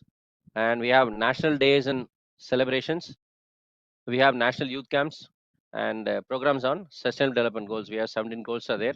So almost gender equality, all those no food, no hunger, all those almost SDG goals also we try to cover.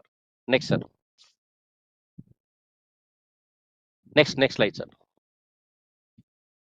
So this is a brief details about the activities which we do. Previous slide, sir. So in blood donations, at least minimum 2-3 months once we conduct blood donation camps here. Each unit is conducting it, and we sponsor to most of the cancer hospital and government hospitals and all. We do it along with the Rotary clubs and Madras Voluntary Bureau, and these are the NGOs is there. So anytime NSS supports for the blood, whoever comes for blood in requirement in emergency situation, we do that service along with the support of the students, NSS volunteer the students. The second activity is environmental awareness. We do tree plantation activities and cleaning of water bodies and all is there. So we have done lake bodies cleaning, and you have seen a lot of temple tanks and lake bodies and all kept unmaintained. So we just try to see that it has been cleaned, and we plant trees around it, and we create our own plastic waste awareness generation to reduce the plastic usages. So these are some of the environmental awareness programs and conservation activities we do. And in Swachh Bharat also, what happens is we do campus cleaning, because first we have to keep our environment clean, and school campus cleaning, railway stations, and orphanage homes, children's homes, and all we do. Our team members go for creating a Swachh Bharat or Clean India. So that's how we create an habit of not putting or throwing any waste on the roads. We have to put it on the dustbins only, and we need to segregate the waste also. And the fourth one is the road safety awareness. You know that people travel without helmet, even though the rules are there, they don't follow it, and because of non-wearing helmet, we come across most of the deaths happens. That's how the statistics 40% of the accident. If you are wearing helmet, the road safety, you are the death can be avoided. So that's how the 40% of the accidents are deaths or fatalities due to the helmet, not wearing helmet. So inside the campus as well as outside the campus also we do helmet awareness and road safety. Next, sir. And in social service programs, we visit old age homes. Actually, last week also we visited old age homes, and our children were interacting with them, and which creates a sense of responsibility among the children, students actually. So how the old age parents are suffering actually. Children are there; they have been left in the old age homes, and they were talking with them and interacting with them, and they felt very emotionally connected, and which provides a social responsibility for them. In future, at least we are educating them that you will not leave your parents alone. So they have practically seen the sufferings which old age parents are there, even though children have been there in that. So that's how we visited mentally retired homes also. So physically disabled children's and physically disabled home also we have adopted it. And regularly we conduct medical camps also for these places actually. So we have a medical team is there, SRM hospital is there. You people also can do it. So that's how we do service, social service programs, and health and hygiene awarenesses. We have a cycling club, cycling activities, anti-drug awareness. You know that everywhere we come across in TVs and newspaper and media that drugs are prevalent here. Even in school children, it has been reached. So government is trying to create an awareness and impact about it, and possessing of using of anti-drugs it's a illegal effect and will end up in jail activities. So there is laws and regulations are there. Generally we call some higher senior official from narcotics control bureau, DAJ, inspector level at DSP level, people will be coming and educating the students here. And we create awareness what are the impact of it also. Alcohol, not only drugs, alcohol as well as tobacco, smoking, everything. And skill development activities, we do yoga training. In International Yoga Day, we have given training, as yoga plays a major role. During COVID time, you have come across it, and we are celebrating International Yoga Day, June 21st. So we create the self defense, gardening, personal hygiene activities related to that, even for the for NSS volunteers, college children as well as for the school children. Next slide, sir. Next one, sir. And there are different national days have been celebrated, because we don't remember about those days. After joining NSS only, I also came across most of the days actually. So we have blood donors day is there, we have drug abuse and illicit trafficking day is there, and national youth day is there, we celebrate youths. And we have science day, February 28th, and 21st is we celebrate International Yoga Day, and we have Women's Day to give importance for. On March 8th is the Women's Day is there, and June 5th we celebrated the Environmental Day actually. So these days which creates an awareness, and these days we have to celebrate it. And we have National Unity Days or National Harmony Days on 31st October, and Constitution Day is there, where the Constitution of India has been enacted. So like that, we have different days which will come across why we are celebrating it, what is the cause for it, that importance and awareness we are creating on these days and celebration of it. And we have national youth training camps. So generally all over India, it happens actually. So we have 3 different camps, state level camps will be there. And all over India, last year, 10 students went to Mangalore and they were staying there for 10 days and the camp was there. Excellent training was been given to the students over there. So these camps and all will help you to participate, interact with the different types of students from Indian environment. Actually, in NSS, we expect around 5 important qualities from the volunteers. You should have 5 important qualities. One is first important thing is knowledge. So once you have the knowledge, it's you should know how to communicate it with the others, and so uh, communication skill is required. And the communication skill is required. And the third one is you should have leadership qualities to lead the team. So 10 people are there, 15 people are there. You should know how to communicate as well as you should know how to. You should have develop a leadership qualities actually. So that is the third important thing. And the fourth one is you require a physically sound body and health conditions. So healthy body is a sound mind actually. So your health is very, very important. Nobody is taking care of the health nowadays. And fifth one is your happiness. If you ask most of the students how many of you are happy, raise your hands. Means out of 140, I think 140 are there in the online. So except 1 or 2 people, nobody says that they are happy. So why? Because you are not concentrating on well-being of your health. Your well-being is important, and you have to presence of mind is required. Actually, you have to be present in this current moment and enjoy this particular moment. So you have to concentrate on the at least for 1 hour. You have to develop your skills. What are the passion you have in your school days or childhood days? Maybe you are good at singing or musical instruments or drawing, anything else. So that NSS play gives more important that if you have all these 5 qualities only, you will be selected for the camp. And as well as we select students for Independence Day parade and Republic Day parade, which happens in the Delhi actually. Even in state also we select the students and send. Only thing is you should be physically fit enough. That's an important thing. And you should have these all 5 qualities, which I can sum it up. You should have knowledge. You should have communication skills. You should have leadership qualities, right, to lead the team. And apart from that, you should be of sound health. You should have a good health. So by practicing yoga, physical activities, all those activities will help you to keep your body in health condition, good conditions with good hygiene. And the last, you whatever the skill you have to you are having it, you have to live your life for at least for one hour per day. You have to interact and you have to do whatever the happy things you feel happy. The the things which you feel happy is nothing but the your skills which you have, the passion or hobbies which you have, you can develop it out. So that's very, very important actually. So that 1 hour or 2 hours, whatever you have, you feel embraced and blessed, and the happiness you will feel it out. So that you interact with yourself. So whatever the talent or hobbies or skills you have, please try to bring it out. So that's these are the 5 conditions NSS expect, and if these conditions only, you will be trained. So that's how if you after joining NSS, you will come out with all these 5 qualities, and you will be a socially responsible person, right? So next slide, sir. So that is how the NSS trains the volunteers. Even though your curriculum is will be training you in your academic area on knowledge basis, and will be doing some practicals. But the NSS or NCC or whatever maybe the thing, these clubs, these things will provide you the interaction with the team members, communication skills, right? The social responsibility, and you will be coming across what are the problems the society is facing. You have to apply the technology. As I said, the app development. And in one NGO was asked for a low cost device to clean the water bodies actually, remote control water bodies actually. So we are given a proposal, and I seen some few students are doing a project in that, and we are bringing it up with that, advancing that level project. So like that, the society requires more number of technology based projects are required. Only reach a society, only you know it, what are the problems they face.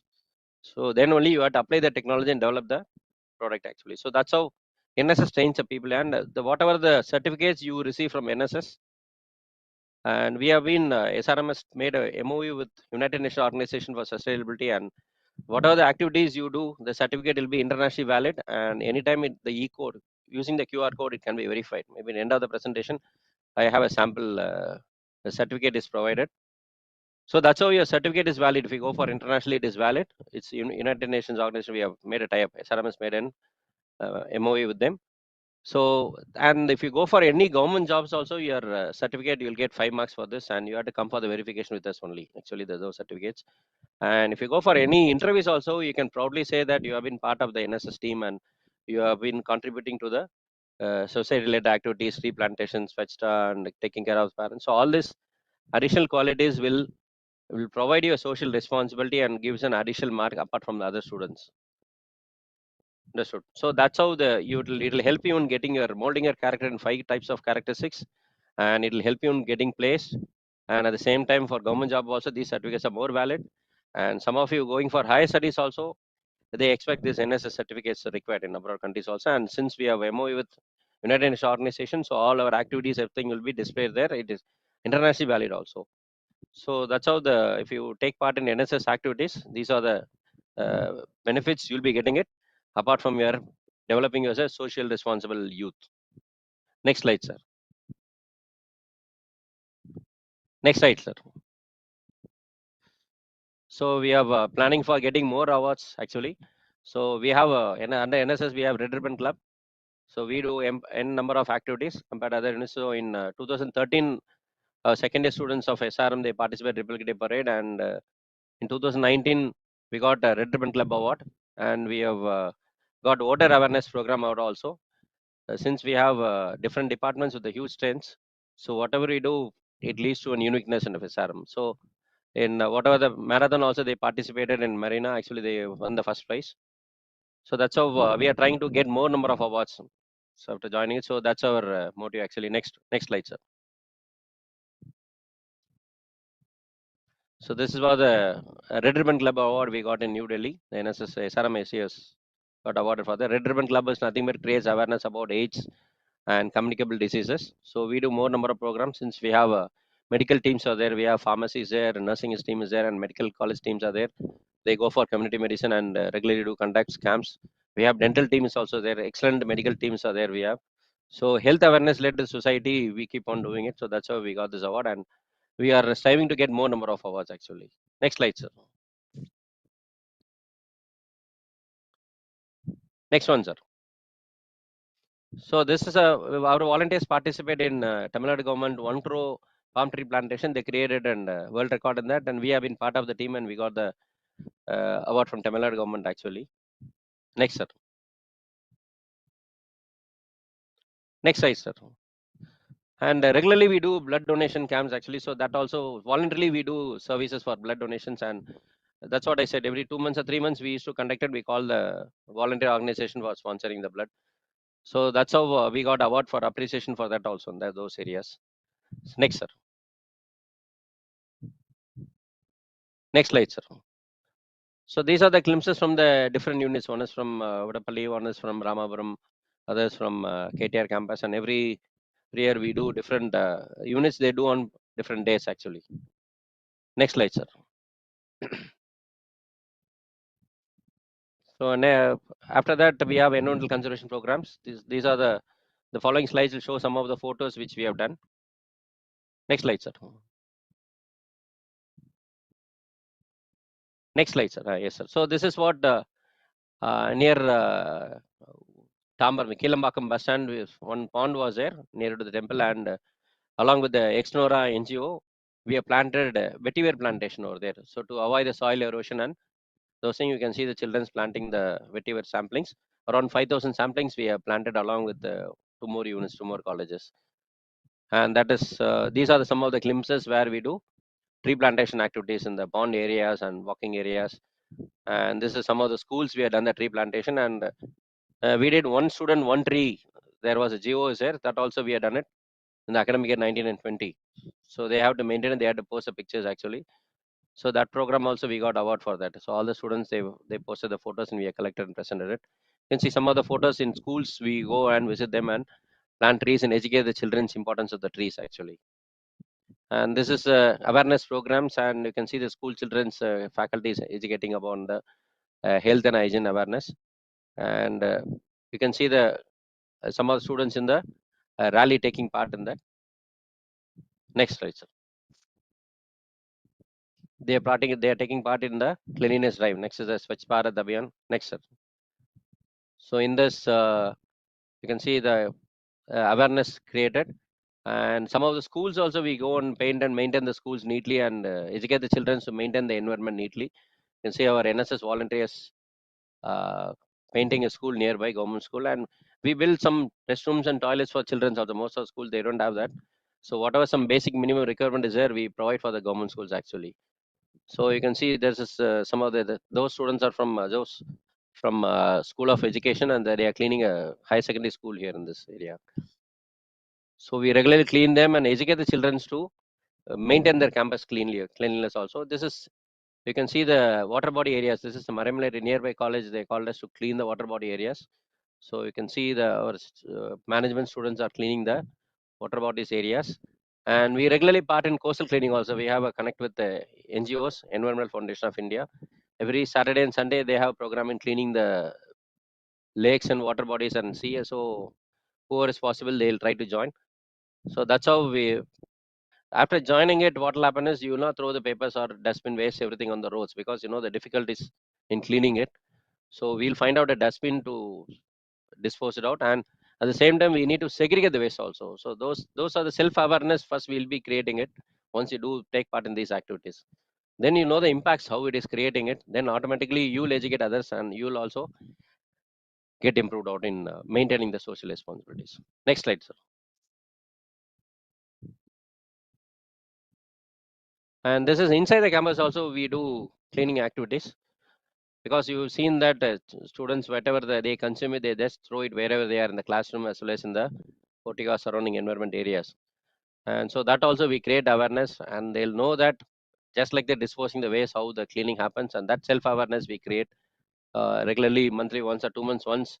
The NSS volunteers are employed, and students who are doing NSS course also employed to clean the inside campus as well as the surrounding environments. Sometimes we go for temples, even railway stations or zoo environment, wherever the crowds are there. We do support the society as well as the surrounding environment.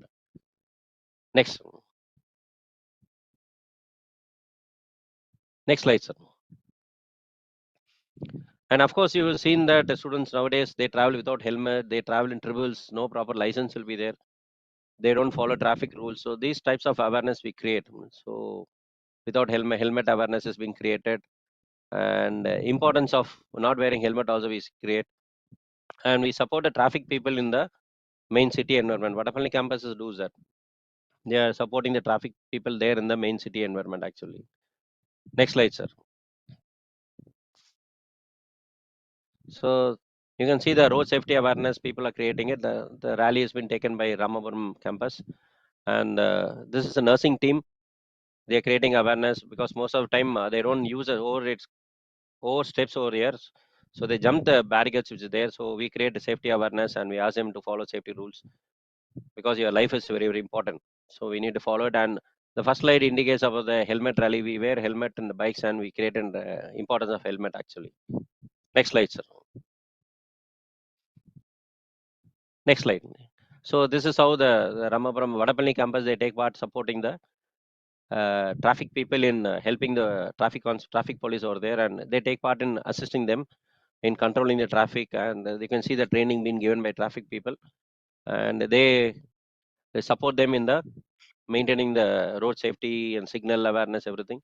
So once you started doing it, you automatically will develop the self discipline. That is the main important thing. Next slide, sir.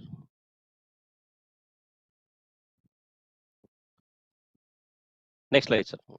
The next activity which we take care of is a social activity. So we have seen blood donation activities, and we have seen Swachh Bharat cleaning activities, environmental awareness activities, tree plantation, everything. The third one we seen about cleaning activities. So next we have the social relevant activities, social service activities. So you can see some of the government schools, they don't have proper desk. You can see the photos. They cannot. They don't have any proper desk or any table. Nothing else is there to sit and write. So we have sponsored exam pads. So last year also we have sponsored some exam pads. In some schools they don't have board also for writing board also. We painted them black paint board, and we created a board also in some schools. You can see the children there. In one partition is a primary school, and other one is some secondary school. Some second standard students are there. So we sponsored them at least the writing pad, so that they'll keep the exam pad and write use those exam for writing purpose actually. And most of the computers which we discarded all, we are sponsoring to the nearby schools actually. So that's how we take social responsibility in the surrounding village. SRM used to adopt each unit will be adopting one village, and 3 to 4 years they have to take care of all the activities before entering the village, after exiting the village, so that the village is adopted by the entire NSS team. They'll be taking care of the village skill development, employment opportunities, career opportunities for school children's, tree plantation.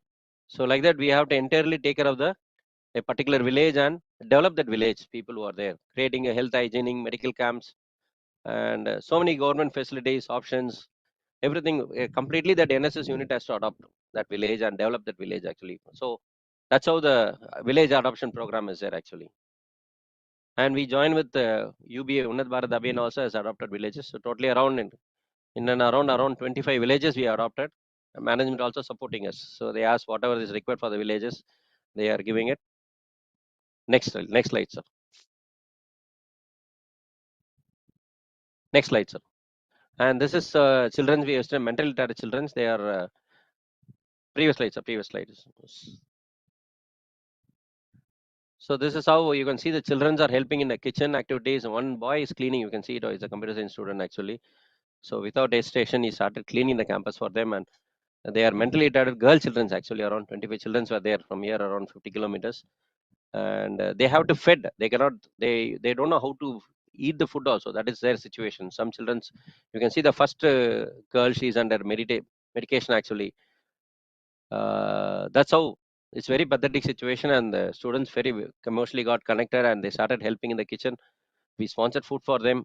So monthly once we visit those children, we get some fruits, vegetables, and dresses for them. And that's how they asked a refrigerator. Actually, we sponsored. Some of the faculty they personally sponsored also. So this is a very situation here actually. So you should be feel blessed how the God has blessed you with good health, everything, right? The parents have left them off.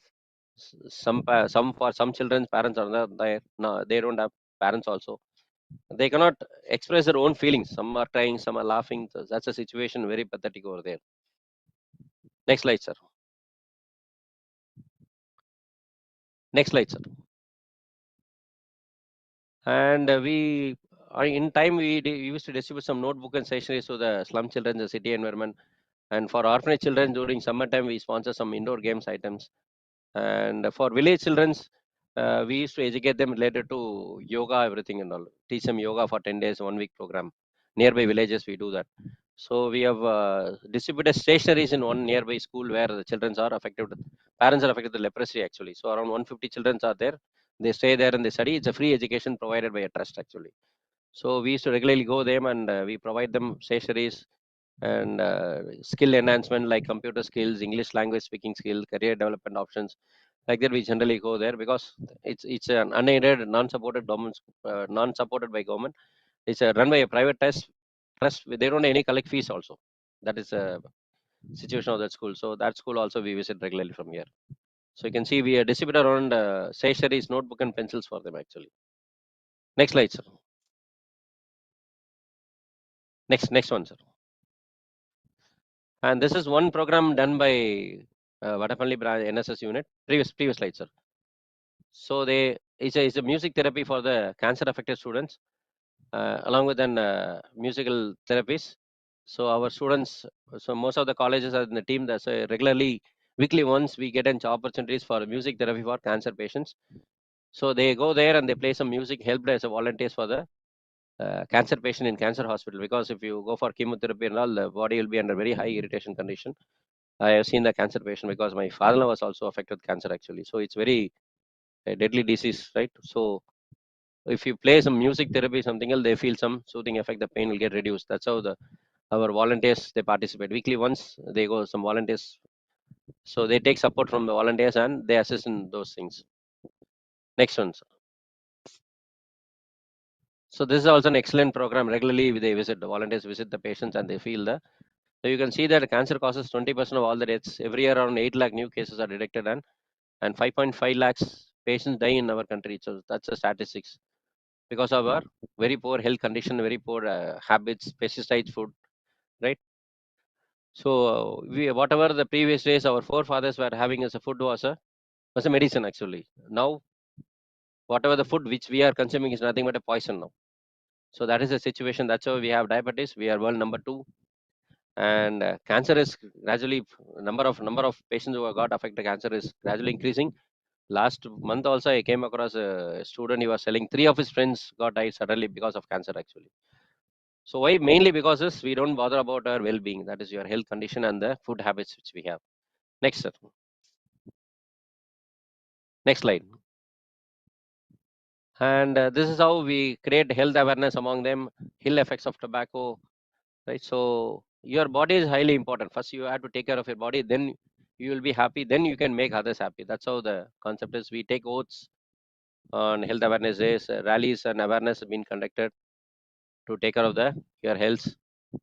So we should not. Our body is very precious, and we shouldn't spoil it by consuming all unwanted things. And we have to be very cautious what are the things we consume. And you would have the packed food and the processed food. Everything has a preservatives which have a lot of side effects actually. Next slide, sir. So this is how we do the programs related to health and hygiene awareness. And he is a famous actor. You can see the Ramapuram campus is near to our campus. I suppose his house is there.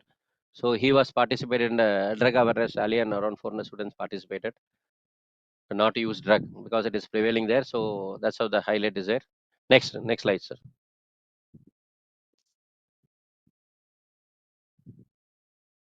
And this is how the medical camps and health awareness we do. The pharmacy department and nursing department, they educate the adopted villages, the people about the health and hygiene, what are the diseases they come across. So they don't know the symptoms also, right? So we create those awareness and health thing. Medical camps also, we along with them we conduct medical and dental camps because we have SRM hospitals are there. So they have a team, community medicine teams are there to support us in these activities. Next slide, sir. So this is also the medical camps and dental camps, high screening camps. So we have excellent resource facilities we have. So that is the main uniqueness, specialty of SRM. Next, sir. So next we have skill development and well-being activities. Next slide. So we take care of the school children also. We bring the school children to our campus. You can see the first one, we brought them to robotics lab and we educated about future of robotics. And universal human values, those are the biotechnology students. They were educating about genetic disorders, what type of disease we'll be getting based on genetic. And we do special camps also every year. Each unit has to do 7 days special camp in a village and the schools. You can see the last one, self-defense for the girl children. So using a sports person, we are training them. Suppose any problem happens, anything else comes across you, how to defend yourself. That's how we teach them self-defense for the school children as well as for their own children. Next slide, sir. And this is a previous slide, sir. Previous one. This is a slide we did in a higher secondary school during the exam time. Higher secondary school, the children will be under very high stress condition, and along with the psychology team and community medicine, we are educating the children how to face exam fear and exam stress. Children at the time, people from community medicine team from SRM hospital from abroad, from US, they visited there. So along with them, they were educating the children. There, that's a team over there from abroad. They came to the hospital, SRM hospital here. So they joined with us, stress management, everything, and we taught yoga for them also, how to overcome the stress. You can see that the bottom wellness being NGO is there. We train the children to practice yoga. So the importance of yoga is nowadays getting spreading, and compulsorily we ask all the people to practice 10 minutes of Surya Namaskaram. So that will help you to energize your body and clear all your diseases. It'll improve your immunity. So that's how we educate the society for the well-being. Next, sir. Next slide, sir. So the last is nothing but the SDG goals. So since we have a MO with United Nations organization and everywhere, all the countries have taken up these goals. So you are aware of the boards kept in the different places in the campus. So almost in the United Nations organization, they have set these goals to achieve it. That is, no poverty should be there, no hunger, good health and well-being, right? Quality education to all, and gender equality. Even though we speak about gender equality, there is some partialities between the gender equalities shown, and clean water and sanitation. So most of the villages and rural environment, they don't have proper water also, and sanitation is not there actually. And we have affordable and clean energy. So again, we don't have proper electricity in the rural environment, right? And infrastructure facilities. So like that, sustainable developments, clean action, right? Life in the below the water, and life on the land. So we have to take care of the aquatic life as well as on the living beings and plants on the land environment, and then the peace, right? Peace thing, and lastly the participants for the goals. So around these 17 goals, different goals, whatever the activities we do, it will be covering it. One or two activities will not be covered. That will be gender equality. So those areas and all, we give special importance, special awareness for those areas. So almost these 17 goals only we try to cover in NSS activities, which we have seen previous in all the slides. So I group them all in 10 categories. That is blood donation, environmental cleanliness activities, health hygiene, right? Swachh Bharat, no food, no waste. Also, we create not to waste the food, right? So many people are suffering with hunger, and use of solar energy, renewable energy activities. So like that, we try to cover these topics along with the health and hygiene will be covered by this one of the thing good health and well-being. So awareness, these different activities which whatever under the 10 activities we grouped in NSS will be touching upon this UN activities, all the 17 goals, sustainable development goals. So there is one last video is there, I'll show that. So overall NSS will make you to develop your personality, character, and develop you as a proper citizen, a social responsible person. And we adopt the village, we interact with the society and environment, and you know the problems which we face. One simple example is you will not leave your parents once you visit old age homes, and if you go to mentally dead homes, you'll see how you are blessed with all the you are studying in a good environment with good situation, you are with good health, right? Seeing those people, so you feel satisfied and happiness, so you'll get knowledge, you'll be having a leadership qualities, communication, and your physical health. And the last, you'll be taking care of your skills also will be brought out. That is how, yeah, if you are having good in singing, you'll be exposed in the training camp with 10 days which you people, the last year the students we went, all the talents have been exposed over there. Whatever the talents you have, you can expose it, you can develop it also, because you'll have a chance to expose yourself. That's how you feel happiness, when you feel like whatever the activities you want to do it, and do it with the patient, do it out. So that's how the happiness you feel it. So with this, I'll complete my presentation. And there is a NSS coordinators there in Trichy campus. Last 6 months back also I came there for the NSS activities being enhanced. So you can join with them, and you can approach a faculty who's in charge for that. And from here, we are ready to support activities, and if possible, we come for orientation program. 100% you'll be a successful person after joining NSS activities. So I have one few minutes video is there, which creates a plastic awareness, which I want to convey the message. With that, I'll wind up a presentation. Sir, last slide, sir. On certificate will be there. So these are some of the SDG Yes, sir, goals one we do. second. Yes, sir. Sir, is this one? Still last one, the last one. On certificate will be there. Yeah.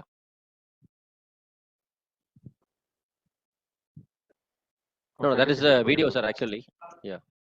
This is the Okay, certificate okay. we are issuing it. Yeah, you can see that there will be a QR code in the certificate in the bottom that is missing. So we have an MOU with the United Nations Academic Impact and Sustainable thing.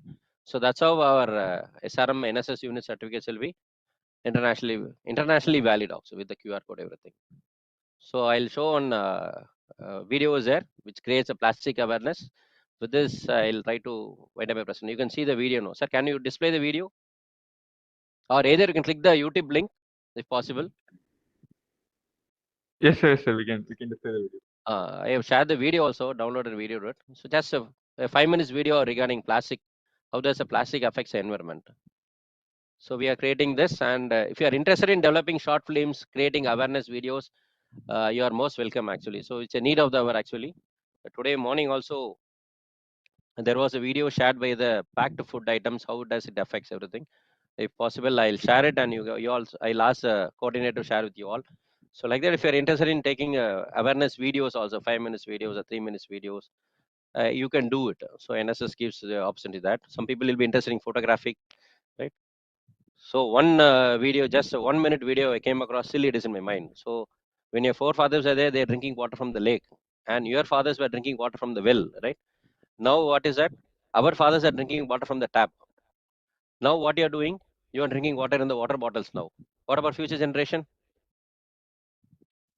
So that is a question mark. Whether what about your generations? Your generations, how they will consume water?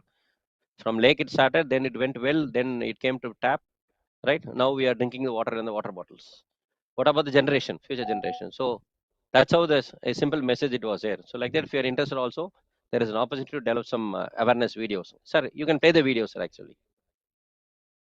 So it is a plastic It's no impact of secret plastic that awareness. climate Okay, change sir. and plastic pollution are the greatest environmental threats of our time. But what's often left out of the conversation is the huge role plastics play in the climate crisis. From cradle to grave, at every single stage of their life cycle, plastics emit greenhouse gases that contribute to climate change. In fact, if plastic were a country, it would be the world's 5th largest greenhouse gas emitter after China, the US, India, and Russia. The plastic life cycle begins with the extraction of fossil fuels like oil and gas from deep within the earth. Mining, drilling, and fracking all release greenhouse gases into the atmosphere.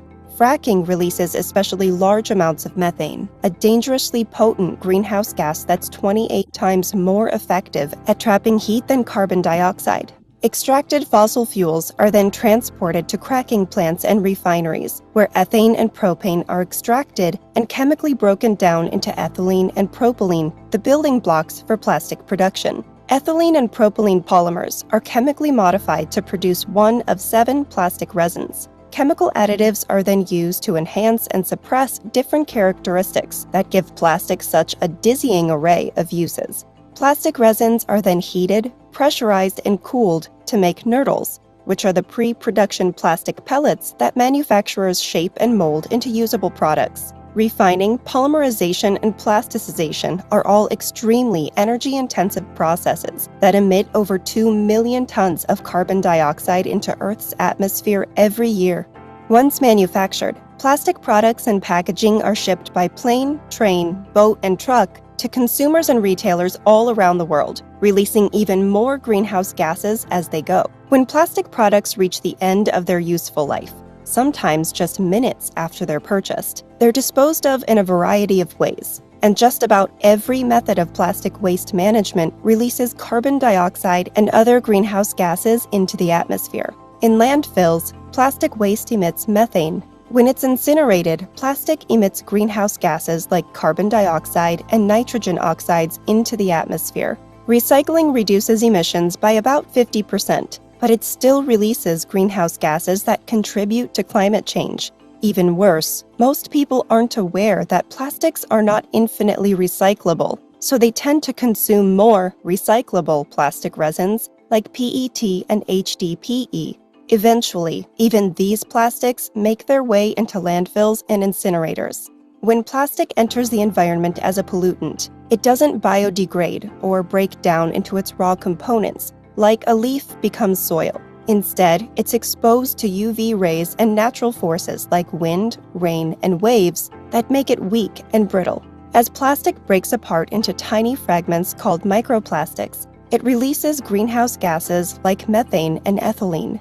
Ultimately, the plastic life cycle has an enormous carbon footprint and is a major contributor to global warming. In fact, the plastic life cycle accounts for 3.4% of the world's total greenhouse gas emissions. That's double the carbon emissions of the aviation industry. The only question now is how this impacts the ocean.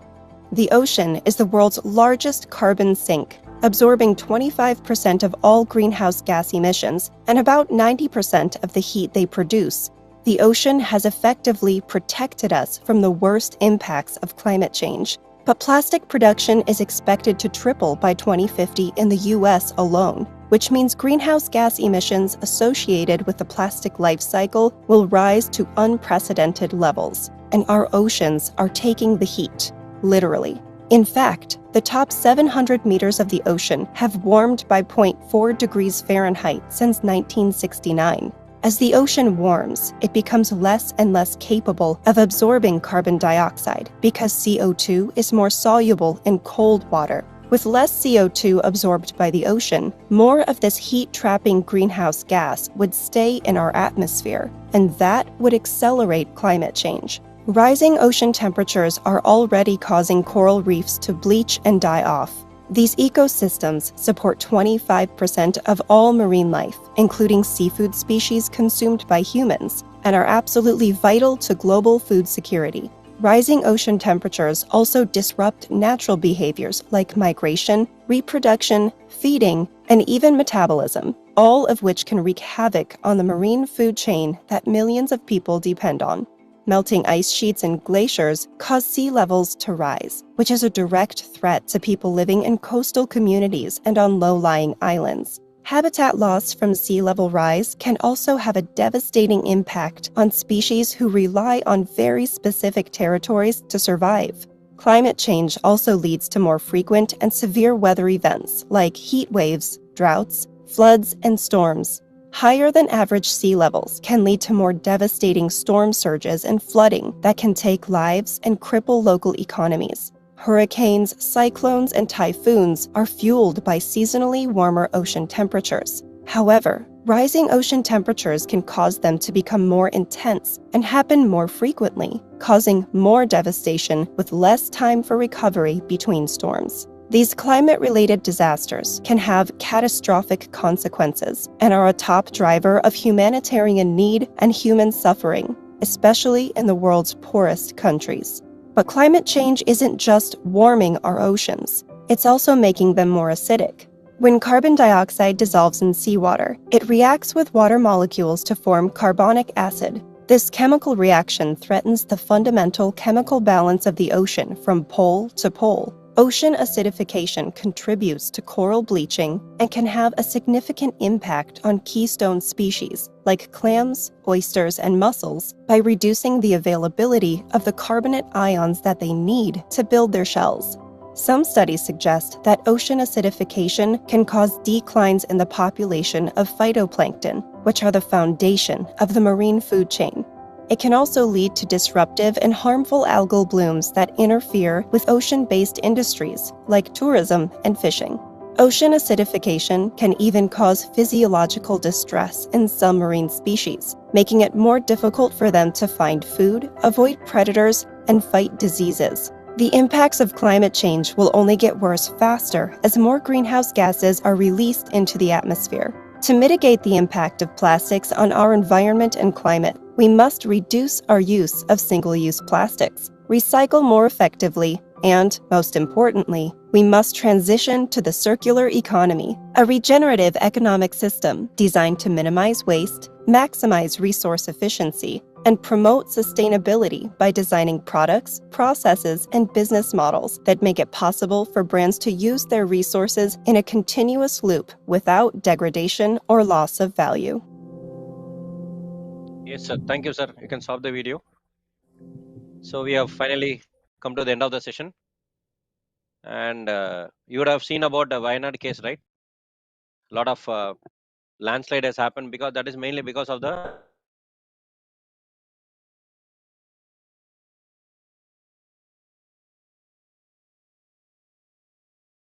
so if you are disturbing the nature environment, ultimately we'll feel a lot of distraction. The same thing has happened in Haridwar or Himachal Pradesh also. Unless otherwise you take care of the nature, ultimately we'll be getting affected because of the uh, environmental distraction which is happening, climate happening, right? And we are not worried about the environmental. We are not taking care also due to the population growth. You can see plastic awareness we are creating. Please try to avoid using plastics covers. And one of the EFI we gave water in the bottle, plastic bottle, they didn't have that water at all because they said that this drastically affects the water bodies. And the straw which you are consuming, plastic straws, right? They said around 4 or 5 tortoises got killed because of that consuming that. And most of the plastic covers they find there, plastics and everything find in the oceans and lakes, water bodies only. So we need a social responsibility and we need to start reducing plastic usages and plant trees, take care of the environment. Ultimately, if you take care of the mother nature, she'll take care of us. That's what the final message I want to convey it out. So take care of your health and all the best. If you are willing to join, you can contact your NSS and we have NSS In KTR also we have teams are there. Website link, everything is given. You can contact us and contact the coordinator. We are ready to support you in these activities and making you a holistic person in your growth. So that's which is the need of the hour. Just now before coming here, there is a FDP going on. I met an NGO person. He was also speaking about the same thing, creating awareness, plastics, taking care of the environment, replantation.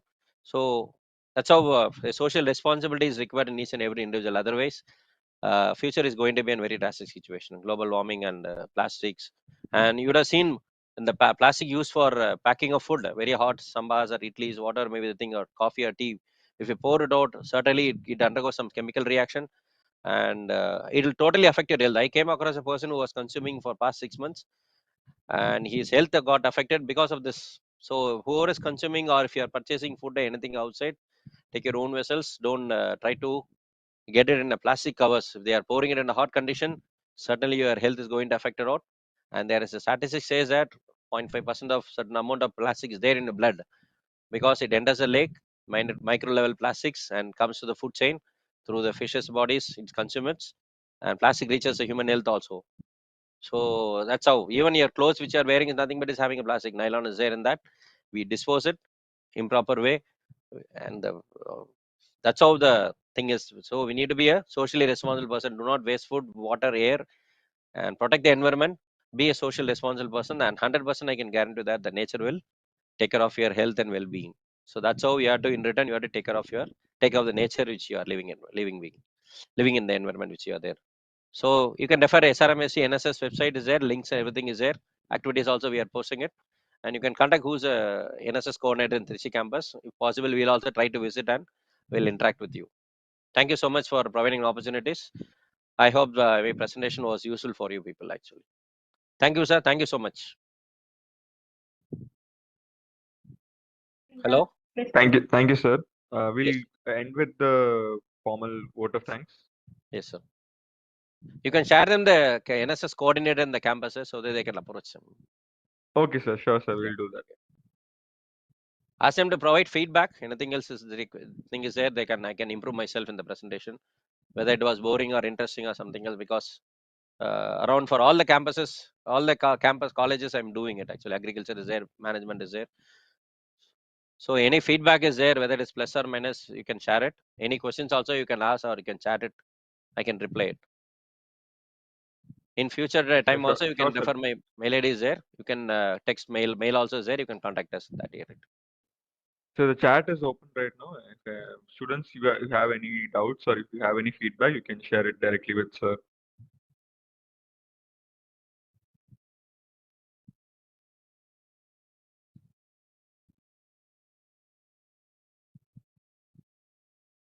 I am sharing my NSSL mail ID SRM.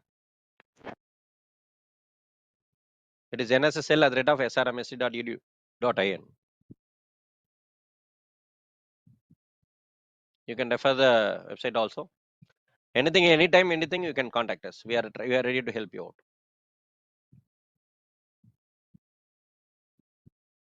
Any feedback? So this is what the second important thing which I said, communication skills require, right? Whatever you feel, just you type it out, whether it is right or wrong. You have to come out and provide the feedback. See, around 140 are there. What is it there to hesitate in sending the message, right? Let it be positive and negative. I am open. There is nothing wrong in that. So you have to take part in all the communication interaction should be there. Otherwise, you will be poor in communication skills. You have to come voluntarily, speak out or text messages. Take part. Let it be right or wrong. There is nothing wrong in that.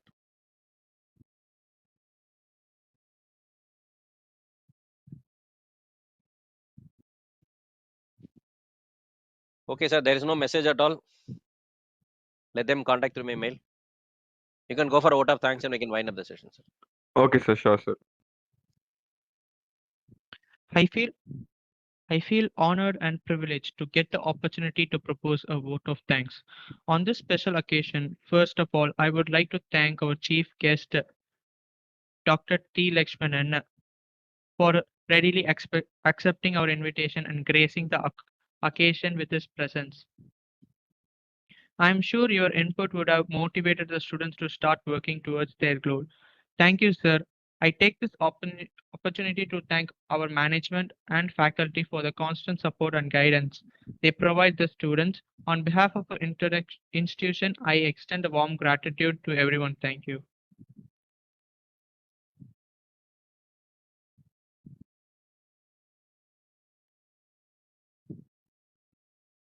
Okay, sir. Can I leave now? If possible, if I visit the Trichy campus once, I can give some presentation for first year students also.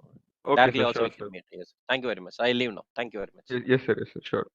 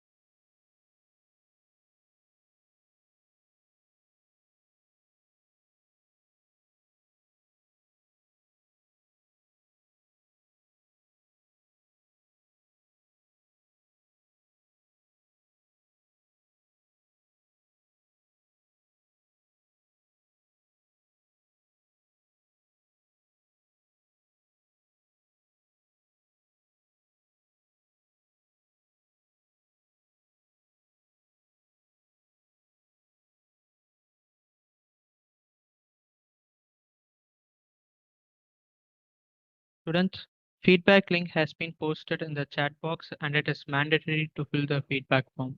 Please kindly fill it.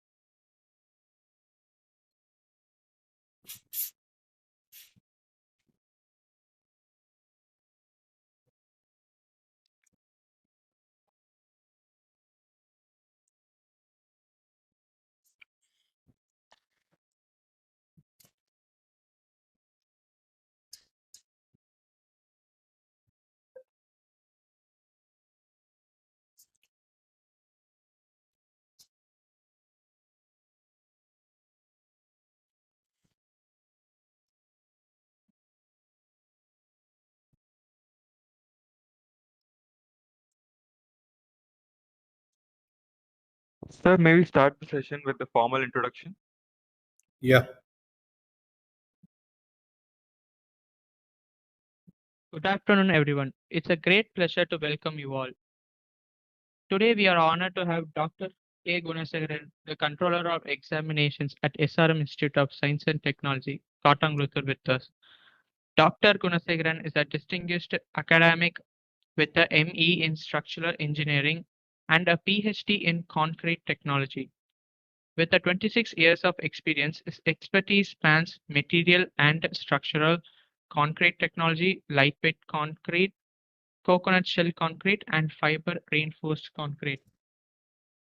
Dr. Gunasekaran has received numerous accolades for his contributions, including the Green Thinkers the Preeminent Researcher Award and the Dr. APJ Abdul Kalam Award for Teaching and Scientific Excellence.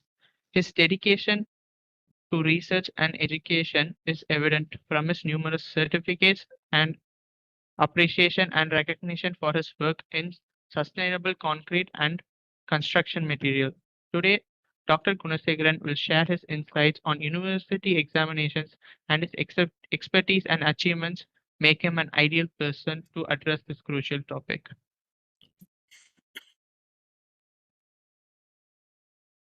Shall I take over the section? Hello? Yes, sir. You may proceed, sir. Yeah. Thank you, Harish, for your nice introduction. அனைவருக்கும் வணக்கம். Very good afternoon to all of you. So, let me take a few minutes to introduce myself once again. I'm Dr. K. Gunasekaran, Controller of Examination for our SRM Institute of Science and Technology. On behalf of Controller of Examination and SRM Institute of Science and Technology, I welcome you all for joining our SRM family. You people are selected SRM IST. Thanks for that. Most of you joined SRM by your own willingness. Some of you maybe by forcingly you might have joined. Similarly, for the selection of course as well. Most of you might have got the course which you wanted to study, and some of you may not be. By forcingly, you might have joined some other courses. But whatever may be the course, you are committed now. You should dedicatedly work hard to fulfill the requirement. Basically, I'm also a diploma holder. I did my diploma in the year 1988. And after that, I did my UG Associate Member of Institute of Engineers Civil Engineering in the year 1992. And thereafter, I went to construction field. I was in the construction field for the nearly 10 years, up to 92 to 2002. And thereafter, due to some personal reasons, I wanted to shift my professional. So I selected the teaching professional. Having that qualification of UG, I joined as lecturer in the one of the affiliated college of Anna University, Pallavan Engineering College, Kanjipuram. I worked there for 2 years. And thereafter, I decided to do PG. So I resigned my job there and I joined as a regular PG student in our SRM University. By the time it was under Anna University. I completed my PG in the year 2004 in Master of Engineering, Structural Engineering. And since 2004, I'm in SRM family. I joined as a lecturer in the Department of Civil Engineering in the year 2004. And in 2007, again I joined as a part-time research scholar. And I completed my PhD in the year 2011. And in 2012, I got promoted as a professor in the Department of Civil Engineering. So from there onwards, my travel starts from both academic as well as this administration role. I used to involve in the examination process, almost all the stages of work. Similarly, in the administration work, academic work as well. So for the first 2.5 years, from February 2022, I have been given this opportunity to work as a controller of examination for our SRM university. So this is my overall background of academic as well as administration. Now, being a student of first years entering into the college, you might have a lot of dreams. Up to +2, your travel from one set of kind of examinations and discipline in the school level. For the next 4 years also, you are going to follow the same stream. Only some slight difference is that the assessment procedures are different.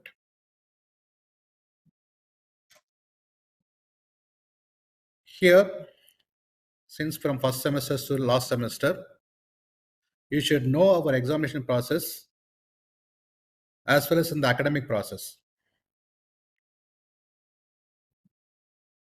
In each and every class or every one of you, there will be a counselor for 20 students,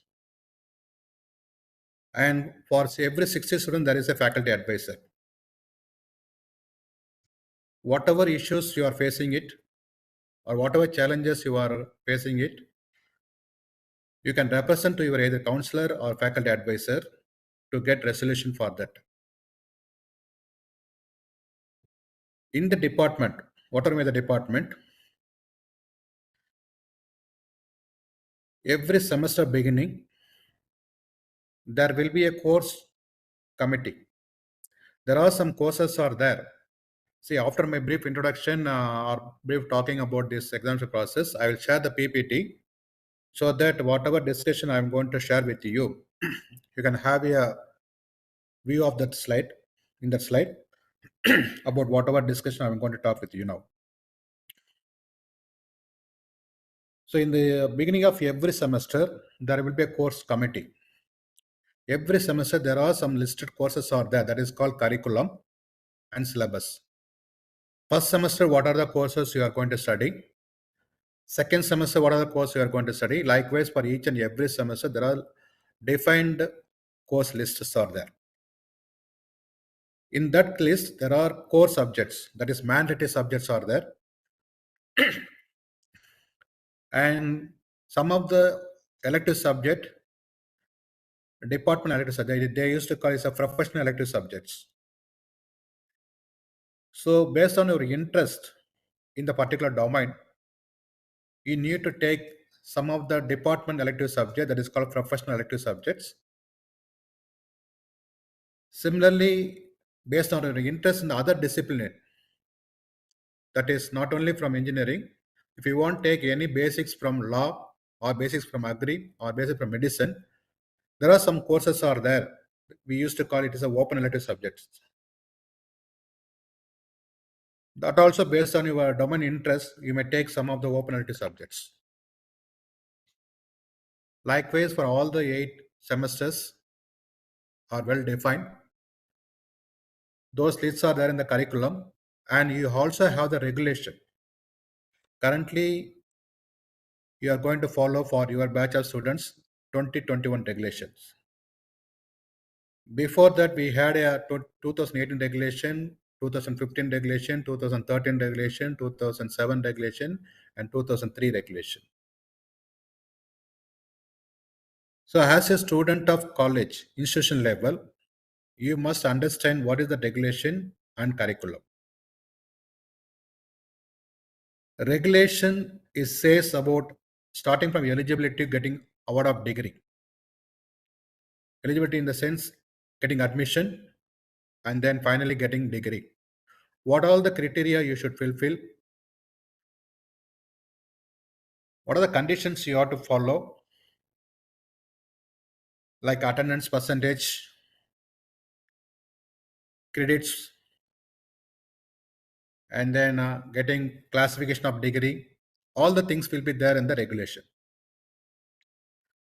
In case of curriculum and syllabus, for each and every semester, as I mentioned, courses are defined and all the courses will have the defined syllabus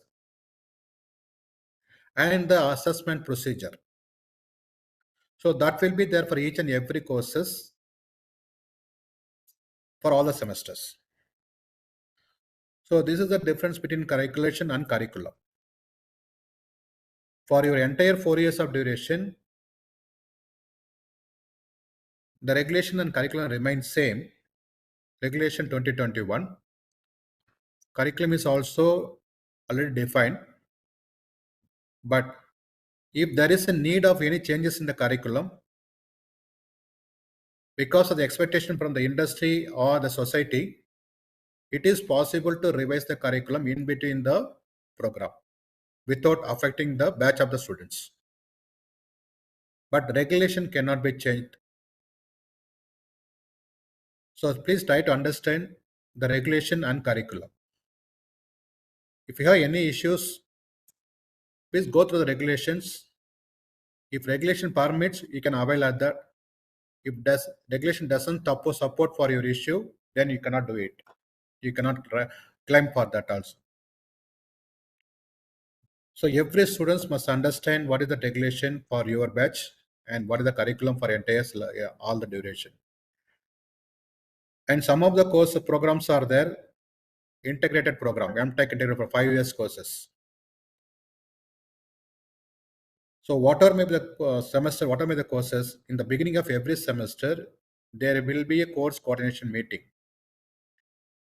The course coordination meeting will consist of a few students representative for each and every section, the courses handling faculty, and there is a coordinator for faculty. The coordinator may be the senior person or the experienced person. So as a student, your representative will be also be there in the course committee meeting. So there they'll be discussing about the lesson plan, what should be the syllabus for the coming first cycle test, second cycle test, model exam, etc. So in that course committee, all the things will be discussed in the first day of every semester. And then according to the lesson plan, they will conduct a class. And just 1 week before of the first cycle test, again the course committee will be convened. There, with the presence of students representative and the course handling faculty members, as well as the course coordinator, will be discussing about the coverage of syllabus for the cycle test 1. If all the faculties, as per the lesson plan, if they completed, the portion will be decided for the cycle test. If any one of the faculty is not able to cover the syllabus which is decided in the first class committee meeting, then they themselves will decide with the consent of all the student representative whether it is feasible for the remaining portion to be covered before the cycle test or not. If it is so, then they can fix the syllabus and that can be convened all through your students representative for all the classes, as well as minutes will be circulated to all the members. If not, then they'll be discussing about up to which portion we can have the syllabus for the cycle test. The same process will be continued for all the tests. Once the test is completed, each and every faculty should evaluate the answer booklet of all your students in the particular class. That will be distributed to you for your verification, whether your performance is properly evaluated or not. If there is any discrepancy, the faculty will have the answer key for the particular course. That will be given to all students normally. You can verify with your answer key with your answer performed in your answer booklet. If any discrepancy is found, you can clarify with your faculty and get clarified and resolve it. If there is any totally mistake, that also will be clarified and rectify it. This will be followed by each and every course handling faculty for all the tests. The same way for cycle test to model examination as per your curriculum. For your case, 60% is the internal weightage and 40% is the external weightage. That is, throughout your semester, The course handling faculty will conduct all the tests as per the curriculum, and they'll be giving the mark for totally out of 60 put for the CT1, CT2 model examination if surprise tests or any assignment is there, based on the weightage of the assessment process given in each and every type of courses. There are courses called fully theoretical course, fully practical course, and combined with the theory and practical course, that is called J course, joint courses. To identify the course, whether it's a fully theory or lab or joint courses, each and every courses will have the code, course code. The course code will be having 9 digits. The last digit will tell about the course type of whether it's a theory or lab or joint courses. If the letter stands at the ninth place of letter stands with the D, then it is fully theoretical subject. If it is L, it's a fully laboratory courses or practical courses. If it is J, joint courses. Joint courses will have both theory as well as practical. Fully theoretical courses will have that only theory examination internally and externally. Likewise, practical courses only practical.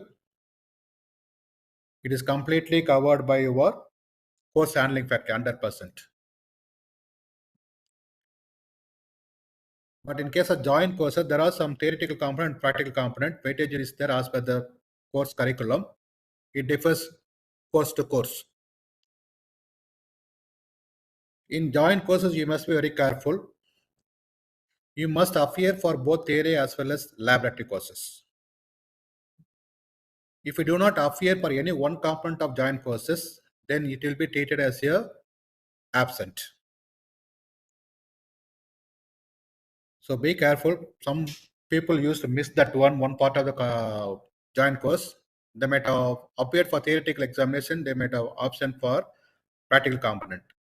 In those cases, theoretical evaluation will not be evaluated. You will be marked as an absent only. Right?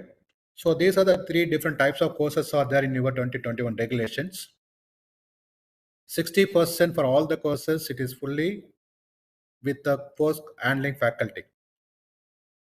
And in semester examination will be conducted for under marks, 3 hours duration, but that will be converted into 40%.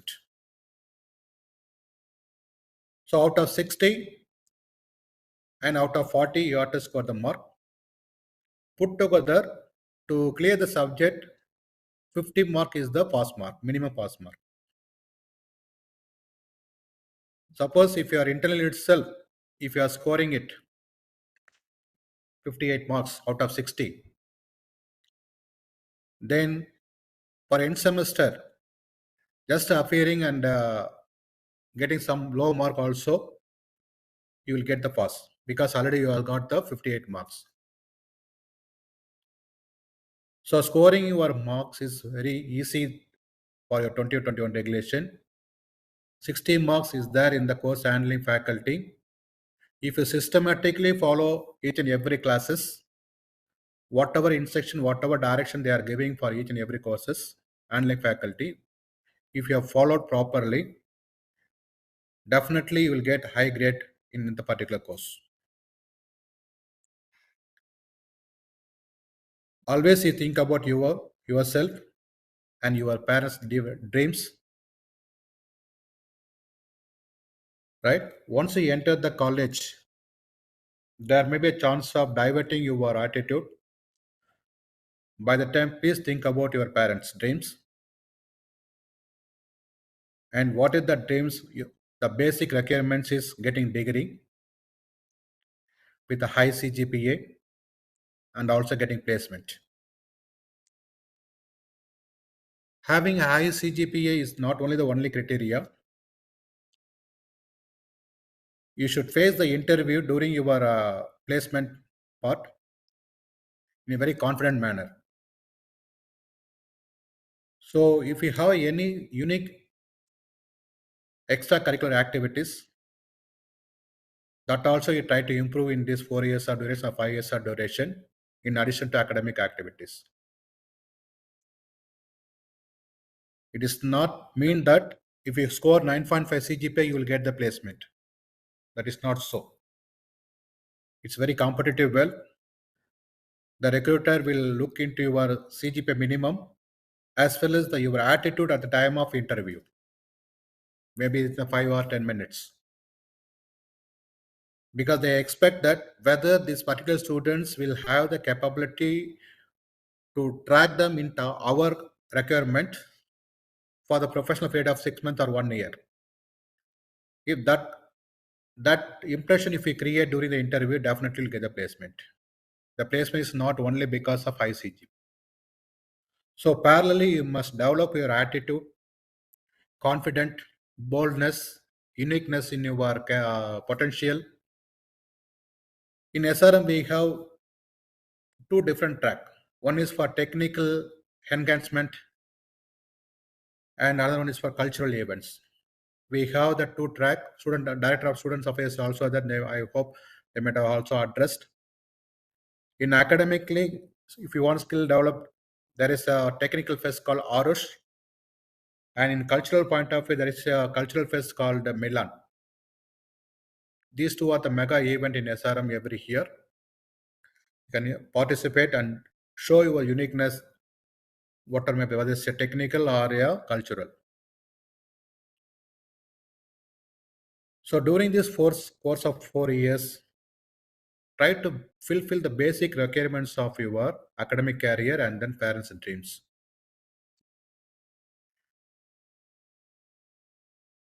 Right? So getting internal after 60, it is in your hand. That is called, we used to call it a continuous assessment, CT1, CT2, model, assignment, or surprise test, or otherwise any kind of other activities. That depends upon the curriculum and the course handling faculty. And 40 marks you need to appear for the end semester examination. That is, of course, it is 100 marks for 3 hours. Your performance will be converted into 40 and added to the internal mark, and then based on that, you will be given the grade points for each and every courses. So this is how the internal assessment. And first of all, you try to understand the ID card given to you. There is a 15-digit numbers are there in your ID card. Each and every number will have the identity. I'll share the PPT and then show what first letter said, what second letter says, what last letter says. The school examination, what you come across, the same kind of examination only here also for 3 hours. Answer booklet will be given. And you must get into the examination well in advance of minimum of half an hour. You must be inside the examination for entire 3 hours of duration. You cannot ask any excuse to leave the examination hall even before 10 minutes or 5 minutes. Try to set your mind. Even for the internal assessment also, 2 hours means 2 hours, 3 hours means model exam 3 hours. In all this examination, it's internal or external, even if you completed well in advance of 1 hour in all aspect, you must be there inside the examination hall only. And what are the things to be done during the examination, before examination? All the things will be there in the backside of the hall ticket. I'll share the PPT, by the time you can come to understand.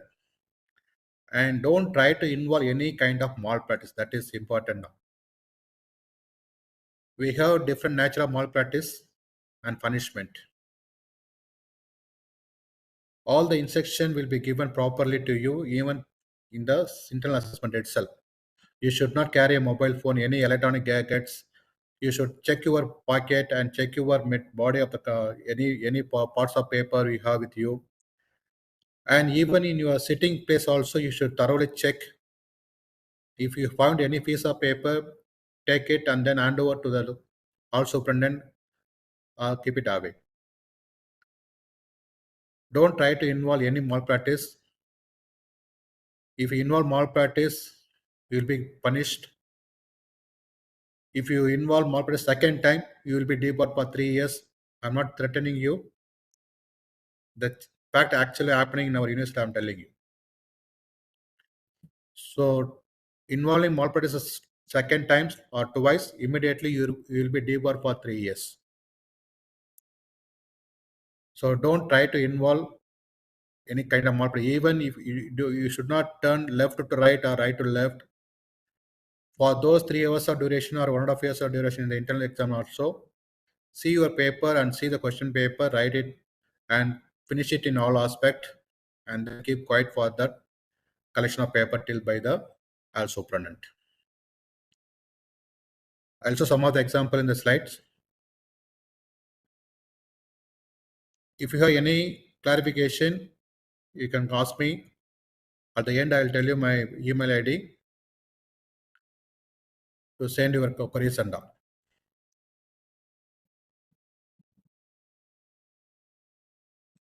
For attendance consideration,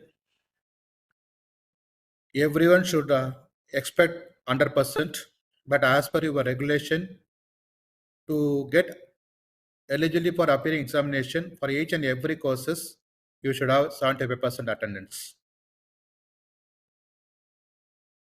The remaining 25%, don't take an advantage. You try to attend all the classes and maintain your attendance percentage is 100, because attendance is also having some points. Not only that, if you miss the relaxation given for remaining 25% is due to some medical emergency, you can get 10% of condemnations. Only for medical emergency you can avail that kind of advantage. So unnecessarily there is a regulation. So because of that I'm taking leave. Like that, don't take any leave. Why I'm telling no? If you miss the class, some concept, then understanding that concept, writing in the examination is somewhat difficult. Of course, everything is there in our within a hand of our palm. Google will go all the details. But then why are coming for classes and all? The flower, which is reality, you will not get through Google. So as per regulation, it is there. Don't take an advantage. Try to maintain 100% attendance. Only in case of medical emergency, we try to take a leave. So for that purpose, only regulation gives the attendance percentage minimum. You should have 70% for each and every courses to appear for the examination. Similarly, for registering for examination is also mandatory for every semester, whether you are appearing it or not. It will be carried from your student portal. You must register all the courses. That is mandatory for continuation of examination as well as for the next semesters. If you have the attendance 98% and above, your attendance weightage will be given as a H code. That is a code point. 85 to 94, you will get 9 code. 75 to 84, 8 mark. Yeah, that's 8 the code. Below 75, it is given as L, lack of attendance. So if it is a L grade for attendance, you will not be permitted to appear for the examinations. Okay. Suppose it is happened. It should not happen to anyone. Due to some medical emergency, it has happened. For a particular course, you got L grade. You don't have attendance of 75%. Then what should be done? Again, that regulation says there is a course called summer course. At the end of even semester, that is after 8th semester, 4th or 6th or 8th, second, a short duration of summer course will be conducted. There you must register that kind of courses. You will not be given any additional chances to register once again along with the regular courses. If at all, if you have the detained courses, we used to call detained courses called lack of attendance. If that is there in case of yourself, you must register through summer courses and then get through the summer. There also you must maintain 75% attendance. Then only you will be giving the appearing chance for examinations. So this is recording attendance. Similarly, for grade points, if we have that grade, O grade, it is called outstanding. For that, grade points will be given as 10. Then A plus 9 points, that is excellent. If you get the letter grade for your particular course A, it is very good, 8 grade points. B plus good, 6 points, sorry, 7 points. B just above average, it is 6 points. C average, 5 points. And then F is the fail 0 points. If you are getting absent for a particular course, again you will be marked as absent, that will be given as a 0 grade, 0 points only. So this grade will be decided based on your mark range, that is put together of internal as well as external. If you score only less than 50, then it is fail grade. 50 to 55 C grade, 56 to 60 B grade, 61 to 70 B plus, 71 to 80 A, 81 to 90 A plus, 91 to 100 O grade. So this is how the grade will be given for each and every course, and you can calculate your SGPA, semester grade point average. There is a formula. It is there in your every grade sheet backside. It is also there in the website. Similarly, for CGPA, that is cumulative grade point average. If you are in second semester, first and second. If you are in fourth semester, up to fourth semester. Likewise, you can have that total CGPA for entire wherever you are standing. For a particular semester, it is called SGPA, semester grade point average. So based on the CGPA, your degree classification will be given. Suppose if you are having classification of, that is CGPA, equal to or greater than 8, without having any year throughout your career, you will be getting first class with distinction. Suppose you are having more than 8 CGPA, but some courses you have missed, absent or fail or incomplete, even if you are scoring more than 8 CGPA, you will be getting only first class, you will be losing your distinction. Then, suppose the CGPA is between 6 and 8, you will be given it only first class, 5 and 6 second class. Likewise, your classification degree will be given.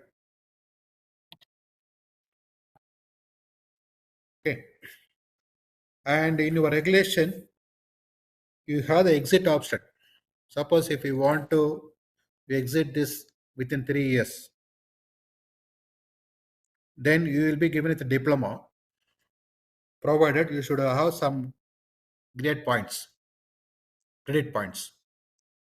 That and all there in the regulation. You can go through the regulation.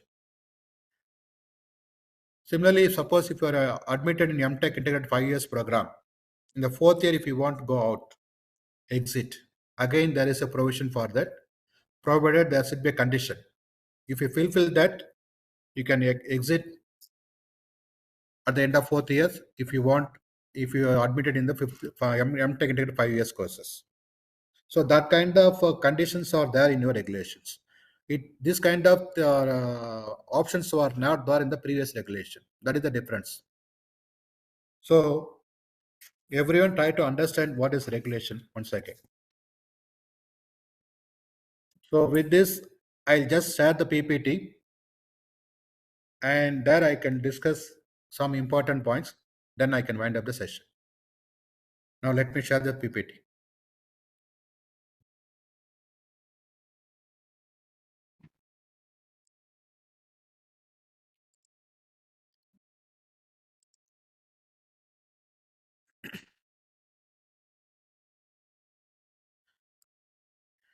Can you able to see the PPT? Anyone can reply to me? Yes, sir, we can see it. Yeah, thank you. So just a welcome slide. And for all your information, we have 6 faculty in SRM family. One is Faculty of Engineering Technology, Faculty of Medicine and Health Sciences, Faculty of Science and Humanities, Faculty of Management, Faculty of Law, and Faculty of Agricultural Sciences. For all this faculty, being a controller of examination for SRM University, we are the responsible for conducting the in-service examination and university examination and giving the results and awarding the degree. That is the role of the Office of Control of Examination. And we also have the 6 campuses for SRM. One is the main campus at Katangulathur here. Second one is Ramavaram in Chennai city. Similarly, in Vadabani in Chennai city. And fourth one is your campus Trichy. And we also have that campus in our Modinagar NCR Kashabad in New Delhi. That is 5th campus. And recently we also have that agricultural campus in Achirapakam, Baburayanpettai. So that is also off campus. So totally we have the 6 campus. For all 6 faculty and all 6 campuses, we are the controlling authority for conducting examination, processing the results, and awarding the degree. And for your cases, this regulation is must, and most of your BTech students, and I don't think so, BR and BDS is there in the Trichy campus, it is there in the other campuses, so I have given for them also. So for your case, it is a 2021 regulation. All these regulations are available in our website, and it is also there in each and every department. And this is important for all of you. If you look at your ID card, there is a 15-digit numbers, as I told in the brief introduction about the meaning of each and every letter. The first letter indicates what is the type of stream you are joined in SRM, or indicates a regular stream. You people are regular. Then what is the other stream? We have that part-time. So part-time means the letter R will be replaced with the P. That is, now it is renamed as working professional. And we also have the distance education. There, this letter R will be replaced with the letter D. And we also have the online education. There, the letter R will be replaced with the E. So by saying the roll number, register number, the first letter itself, we can able to see whether you are regular or working professional or online or distance. For that purpose, the first letter indicates the what type of stream you are joined. The second letter indicates academic year. Academic year always start from 1st July of every year and 30th June of the next year. For your case, the academic year 24-25 means 1st July to 24 and 30 June to 25. Then what is that other kind of year? Then the next question. We also have the admission for students in case of online and education and distance calendar year, that is January to December. Academic year July to June, calendar year January to December. And recently you have UGC released the guidelines that even for engineering also, regular also, 2 times admission can be taken. That guidelines is given by the UGC recently. So in that case, to differentiate that admission here, we should follow the second letter. So in your case, it is academic year. So R indicate regular, A indicate academic for you. And the next 2 letters is indicate which year of admission. Suppose if it is 23, then it means that 2023 the admission year. Now for your case, everyone should have the 2 letters, third and fourth should be 24. And the 5th letter indicates which faculty you are joined. 1 for engineering technology, 2 for science and humanities, 3 for medicine and sciences, like that for all 6 different programs. A faculty we have the code. For engineering is 1. So by saying the 5th digit on your ID card, we can understand that whether it belongs to engineering or medicine or health and science and humanities or law or agri or management. And 6th letter indicates what level of program you are joined. We have 3 level of program. One is UG, that is called bachelor degree. Second one is PG, postgraduate. And third one is PhD, doctoral degree. So if it is 6th letter is 1, you are undergraduate. If it is 2, postgraduate. If it is 3, PhD holder, research scholar. And law 7, 8, 9, these 3 letter indicates which program was studying. If it is a civil engineering, 001, mechanical engineering, 002. Likewise for CSV, 003. Like that, 3 digit will be given for each and every program branch. So that will give the identification for which program you are studying or which branch you are studying. And the 10 and 11, that will give you the idea about which campus you belongs to. Whether you belongs to KTR, that is Katangulathur, or Ramapuram, or Vadabani, or Modinagar, or Trichy campus.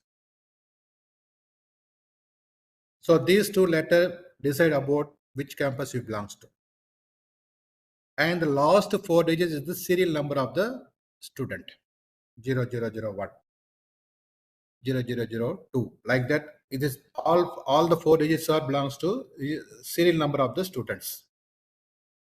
So you understand that it is not just like that. It is not given for the 15-digit ID card number. Each and every digit is having its own meaning. You please understand each and every one. Then I told about the type of courses. The last letter indicates in each and every courses the type of course, whether it's a theory or lab or joint courses. T indicate fully theory, L indicate fully practical, and J indicate joint courses, which is having both theory as well as practical component.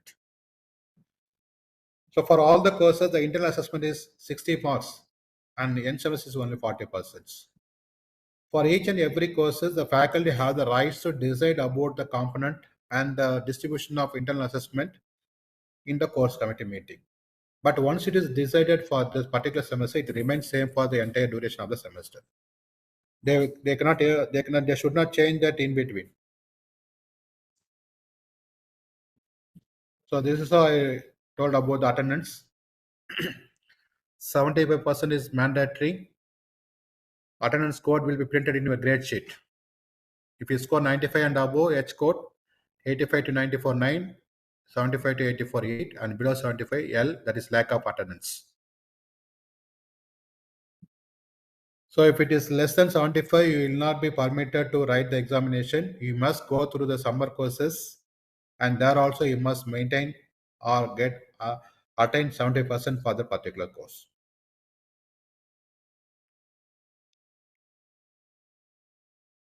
So this already I inform you. The examination may be conducted 3 hours for the maximum 100 marks, and that will be converted into 40 marks. And those marks will be added to your internal marks, and finally put together you will be given the results. If it is less than 50, fail, and then above 50, pass. And we have from C to C, B, B plus B, like up to O grade. And some of the courses have the weightage 4 credits, and some of the courses will have the weightage of 3 credits and 0 credit and 1 credit, 2 credits. All the things will be there in the curriculum. So each and every semester, what all the 4 courses you must register, what are all the professional elective subjects, what are all the open elective subjects, and each and every courses having the weightage 4 credit, 0 credit to 4 credit maximum. Even if it is 0 credit, if it is given as mandatory courses, you must register and you must undergo that 0 credit course as well. Normally the question paper pattern will be different may not be different, is uniform. And there are some courses called open elective that will be different, that will come to know in the second semester, the second year onwards. There are 3 parts in your first year, first and second semester. For each and every courses, 20 MCQ will be there. And part B is there, 7 out of 5 you must attend. And part C is other type. In case of MCQ, you will be given with the OMR sheet. You need to share it for all the 20 questions. And please make a note of it. First, you must attend that 48 questions for the first 40 minutes of your duration of 3 hours. You should not write your part B or part C, because after 40 minutes, the MCQ sheet will be collected from you, whether you have completed or not. So first 40 minutes, once you get the question paper, check your course code and course title and go through just 5 to 10 minutes of your question paper study. Understand what are the questions you can be able to answer easily, that you attempt, that practice made a high in your school level. First, you must go through the question paper and understand, okay, these are the questions we can answer easily without any difficult. And some other questions you might think, and then you can go for writing. So that same kind of practice here also, please do it. But MCQ try to complete in within 40 minutes, first 40 minutes. There is a sheet in that for first question, what should be the answer? Option A, B, C, D. Out of A, B, C, D, anyone you should correct and share in that. Then you can go for answering the part B and part C. There you can have the choice with you. Either you can go for C or part B. Even part B, one question, or part C, one question, that doesn't matter. That flexibility you can take in your answering for description questions. And this is why I told grade points. Less than 50 for a course. If you score the mark, then you'll be given fail grade. So no grade point will be given for that. If you score 50 to 55, put together of your internal as well as external, the grade letter will be C. That is, it means that you are scored only average score. The grade point is given as 5. Likewise for B, just above average, 56 to 60, 6 points. B plus good, 61 to 70, 7 points. A, very good, 71 to 80, 8 grade points. 81 to 90, A plus excellent. And 91 to 100, outstanding, O grade, 10 points. So all these grade points will decide about your semester CGPA, that is a semester grade point average. Likewise for overall CGPA, cumulative grade point average. So as I told in the beginning, enrolling all the courses every semester is mandatory, and nowadays we are taking this enrollment through online. The faculty advisor will have the link for registering online. That you must do it every semester. If you do not enroll it, your name will not be there for a particular semester. Enrollment should be done every first day of semester commencement club class.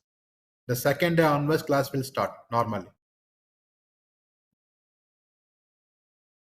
Then for every semester, you must pay the fees for examination. It is online. Through net banking, you can do it. Paying your examination fees and getting the details is mandatory. Even if you do not appear, it will be carried over to the next. So if you do not pay the examination fees, or if you have any pending fees, the college have the rights to block your hall ticket. Unless otherwise, if they are clear, you will not be able to download the hall ticket. From CO control of examination point, if you do not pay the examination fee on time, your hall ticket will not be generated. We will be giving the enough time for paying the fees. So please try to do it in on time otherwise you have to pay with the penalty. That is somewhat high. So don't go for that level. So all this internal examination will be taken care of by the each and every campus internally. But across all the 6 campuses for all the courses, the control of examination will be taking care of conducting in-semester examination on a same day for across all the campuses. There will not be any campus to campus variation. There will not be any campus to campus variation of question paper. There will not be any variation of evaluation. Everything is same across all campuses. So whatever instruction you need to follow pertaining to your examination, it is printed in the back side of the hall ticket. I'll show some of the sample also. Please go through that. And please make aware of especially the malpractice nature of malpractice and punishment. It is also printed in the backside of the hall ticket. Nowadays, it is essential for our day-to-day activities carrying a mobile phone. But during that internal assessment test, cycle test, model exam, whatever may be, and also the entrance examination, you must leave your mobile phone or any electronic gadgets. It is completely prohibited. You should not be permitted to take it to the examination hall. Due to some urgency, sir, I have taken my mobile phone and the squad member card, my mobile phone. I don't have any intention to bring that mobile phone with me. Due to some urgency, I came to examination hall with the mobile phone. No excuse at all. Okay. So you should not say any reason for having mobile phone with you inside the examination hall. You will be booked under malpractice. Normally, all the classes are classroom, Google Classroom. So material will be there in your mobile phone.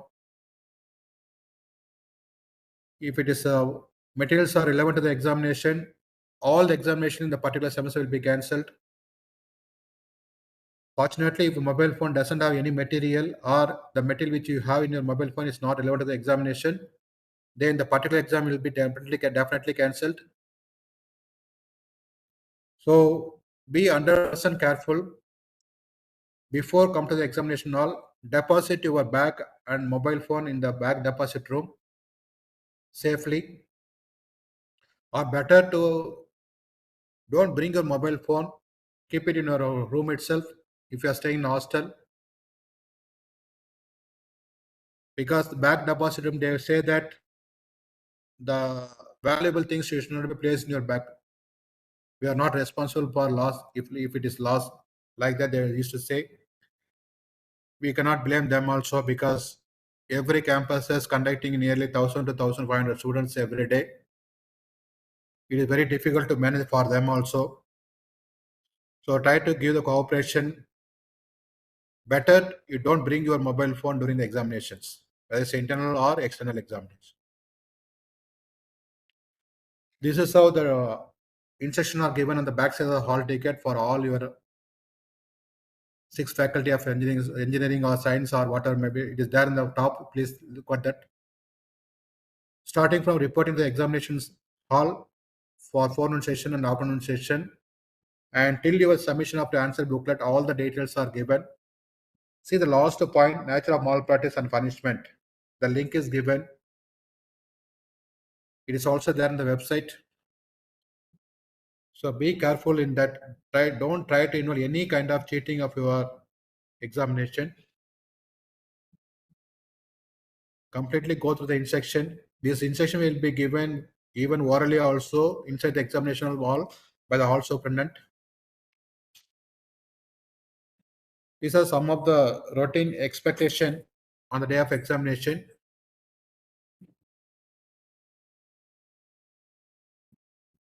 It's only general instruction. Writing material, ID card, hall ticket, calculator which is permissible for the taking into the examination hall for any problem solving. So please follow it.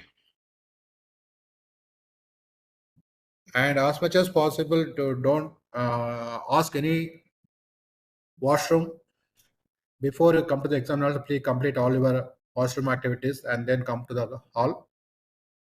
In rare cases, if it is not possible to bear it, and then you inform the hall superintendent, they will take they will arrange for that.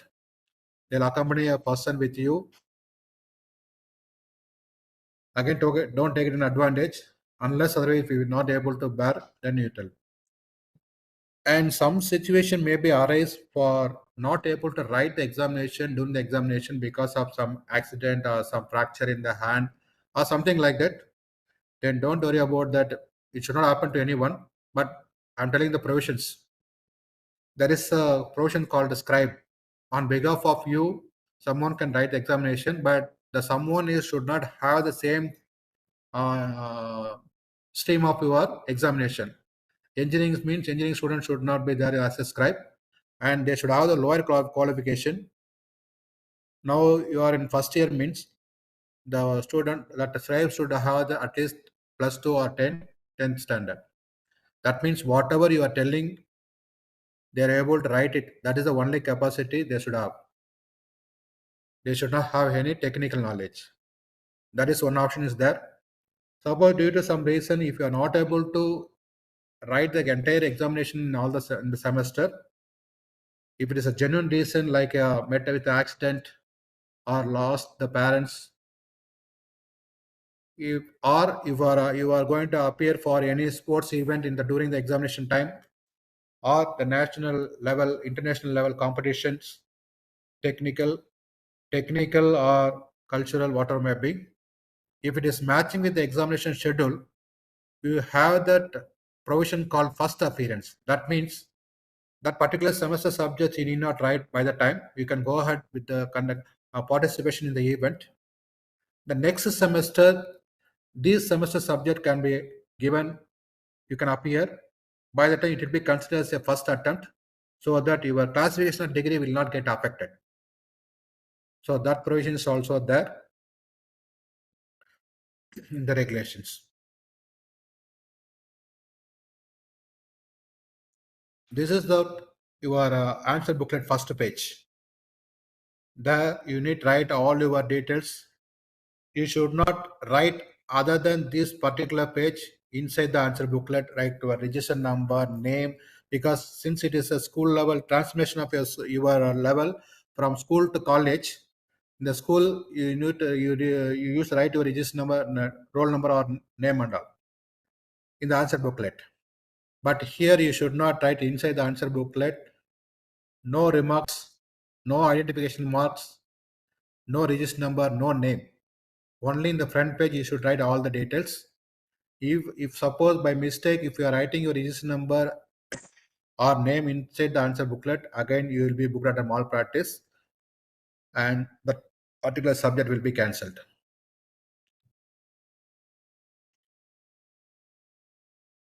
This is the OMR sheet for MCQ, that is part A questions. Here also some details you must write, register number, subject code, everything.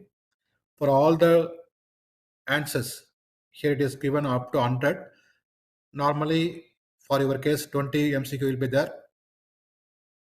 See the right hand side, 1 2 3 4 like that, A B C D also there. So against each and every MCQ question, what is the right answer, that you have to share it, and this OMR will be collecting back by the hall superintendent after the first of 40 minutes. So first try to attempt always the MCQ part A and hand over the MCQ, that is our OMR sheet, to the hall superintendent within the 40 minutes. So don't come too late. However, you have the 30 minutes of time, flexible time, that is grace time. Suppose morning session 10 minutes up to 10:30, due to some medical reason, due to some genuine reason, you will be permitted. Similarly, for afternoon session 2 to 2:30. But beyond 10:30 or beyond 2:30, even if you come for 30 seconds late, they will not allow. So to avoid that, better you must be available inside the examination hall before half an hour of time, 9:30 or 1:30. Please be there in the exam hall. And if you have any query, once you receive the question paper, if you have feel anything is difficult, that is out of syllabus, something like that, don't discuss with the hall superintendent, because the hall superintendent is not a major, same kind of measure. Even if that is also so, you don't speak with them. After the examination, you go and tell your representation to the class and the faculty. Let them give the representation to the runner of examination through proper channel. Suppose some data is missing, something is not clear, and that we can raise it immediately. We can try to resolve it. That will happen. And don't try to cheat any activities of malpractice. Writing some formula in the hand or leg or cloth or any part of the body. Don't do that kind of activity. These are only an example I'm telling. Even you should not turn to others. Right to left, left to right, back, front. And having bit paper with you is a serious offense. You will be booked on a malpractice.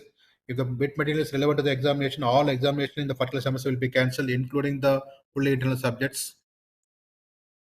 If it is not relevant, the particular subject will be cancelled.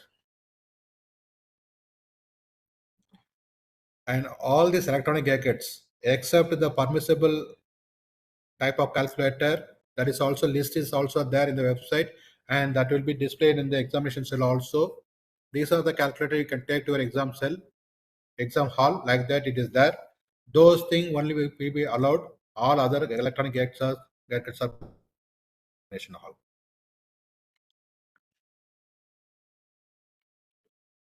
And these are some of the nature of malpractice and punishment. Sometimes there will be appeal for examiner at the end of the last page. Please put your pass mark or something to the examination. Then again it will be booked under malpractice and the particular subject will be cancelled. So likewise, for many cases are there. You don't try to involve in any such kind of activities. Do it genuinely, because 60% is already there in the internal assessment with you. Score it well there itself. Definitely you can get high grade and high grade points. So once this examination evaluation got over, the result will be declared normally within the 15 days from the last date of examination. Normally, we used to declare the results for engineering within maximum 7 days. So once the results are released, you have the option called review of the paper. The expected mark is not, you are not received the grade. Then you have the option for applying review to review the particular paper by following the formal procedure. That details will be there along with the results. During the review, you can clarify with your clarification issues with the faculty who corrected your paper. Normally, since it is an online evaluation, don't think that your paper will be corrected by the course handled by the faculty. Your paper may be corrected by the Modinagar NCR campus faculty or Ramavara faculty or Katia faculty. Because it is randomized, it is shuffled and distributed to across all campuses. But during the review, who corrected the paper, the faculty will be available and you can ask your clarification. They will be able to clarify your doubts. So once the review results are over, and we will be distributing the grade sheet. This is the model for grade sheet. What is the semester? What is the subject you have studied? What is the course title? And how much credit points for each and every course? And what is the grade point you got it? So likewise for each and every semester, at the bottom you see up to 10 semester it is there. And the first one registered credit and then earned credit, then SGPA and CGPA. This is how a grade sheet normally looks. So as I said, maximum 15 days is the last normally, but we used to declare the result within 7 days. Once the results are declared, it will be there in your portal. You have the rights to see your portal, student portal. There you can see all the details.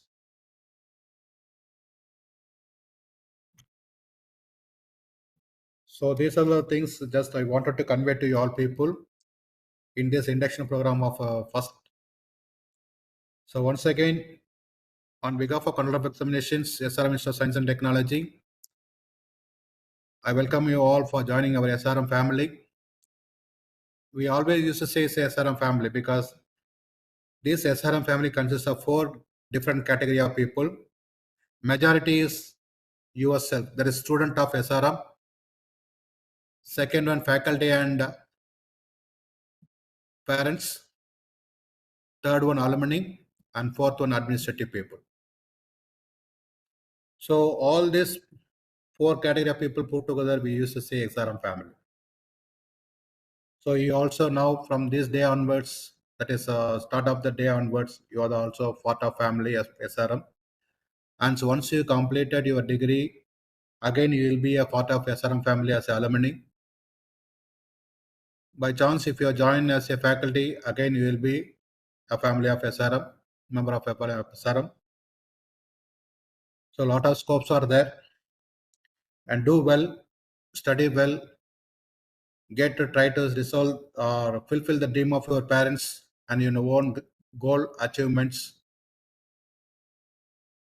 not only in academic, also in other activities which you have the potential with you. For information, many people are there in the signed in sports. For example, recently Netra Kumanan and Malavika Bansut and Murli Vijay, then Varun Karthik. So these are a cricket player and Netra Kumanan's sailing, and of course some of them are in the culturals. So you may be one among them. You try to show your potential. So if you have any query, please clarify now. Wish you all the very best for all your future endeavor. Thank you. Nandri Vanakkam. Thank you, sir. Sir, shall we proceed with the formal vote of thanks? Yeah. I feel honored and privileged to get the opportunity to propose a vote of thanks on this special occasion.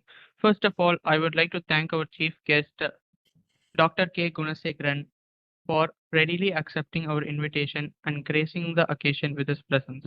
I'm sure your inputs would have been motivated the students to get started working towards their goal. Thank you, sir. I take this opportunity to thank our management and faculty for the constant support and guidance they provide to our students. On behalf of our institution, I extend a warm gratitude to everyone. Thank you. Thank you, one and all. I'll take leave from all of you. All the best to all the students.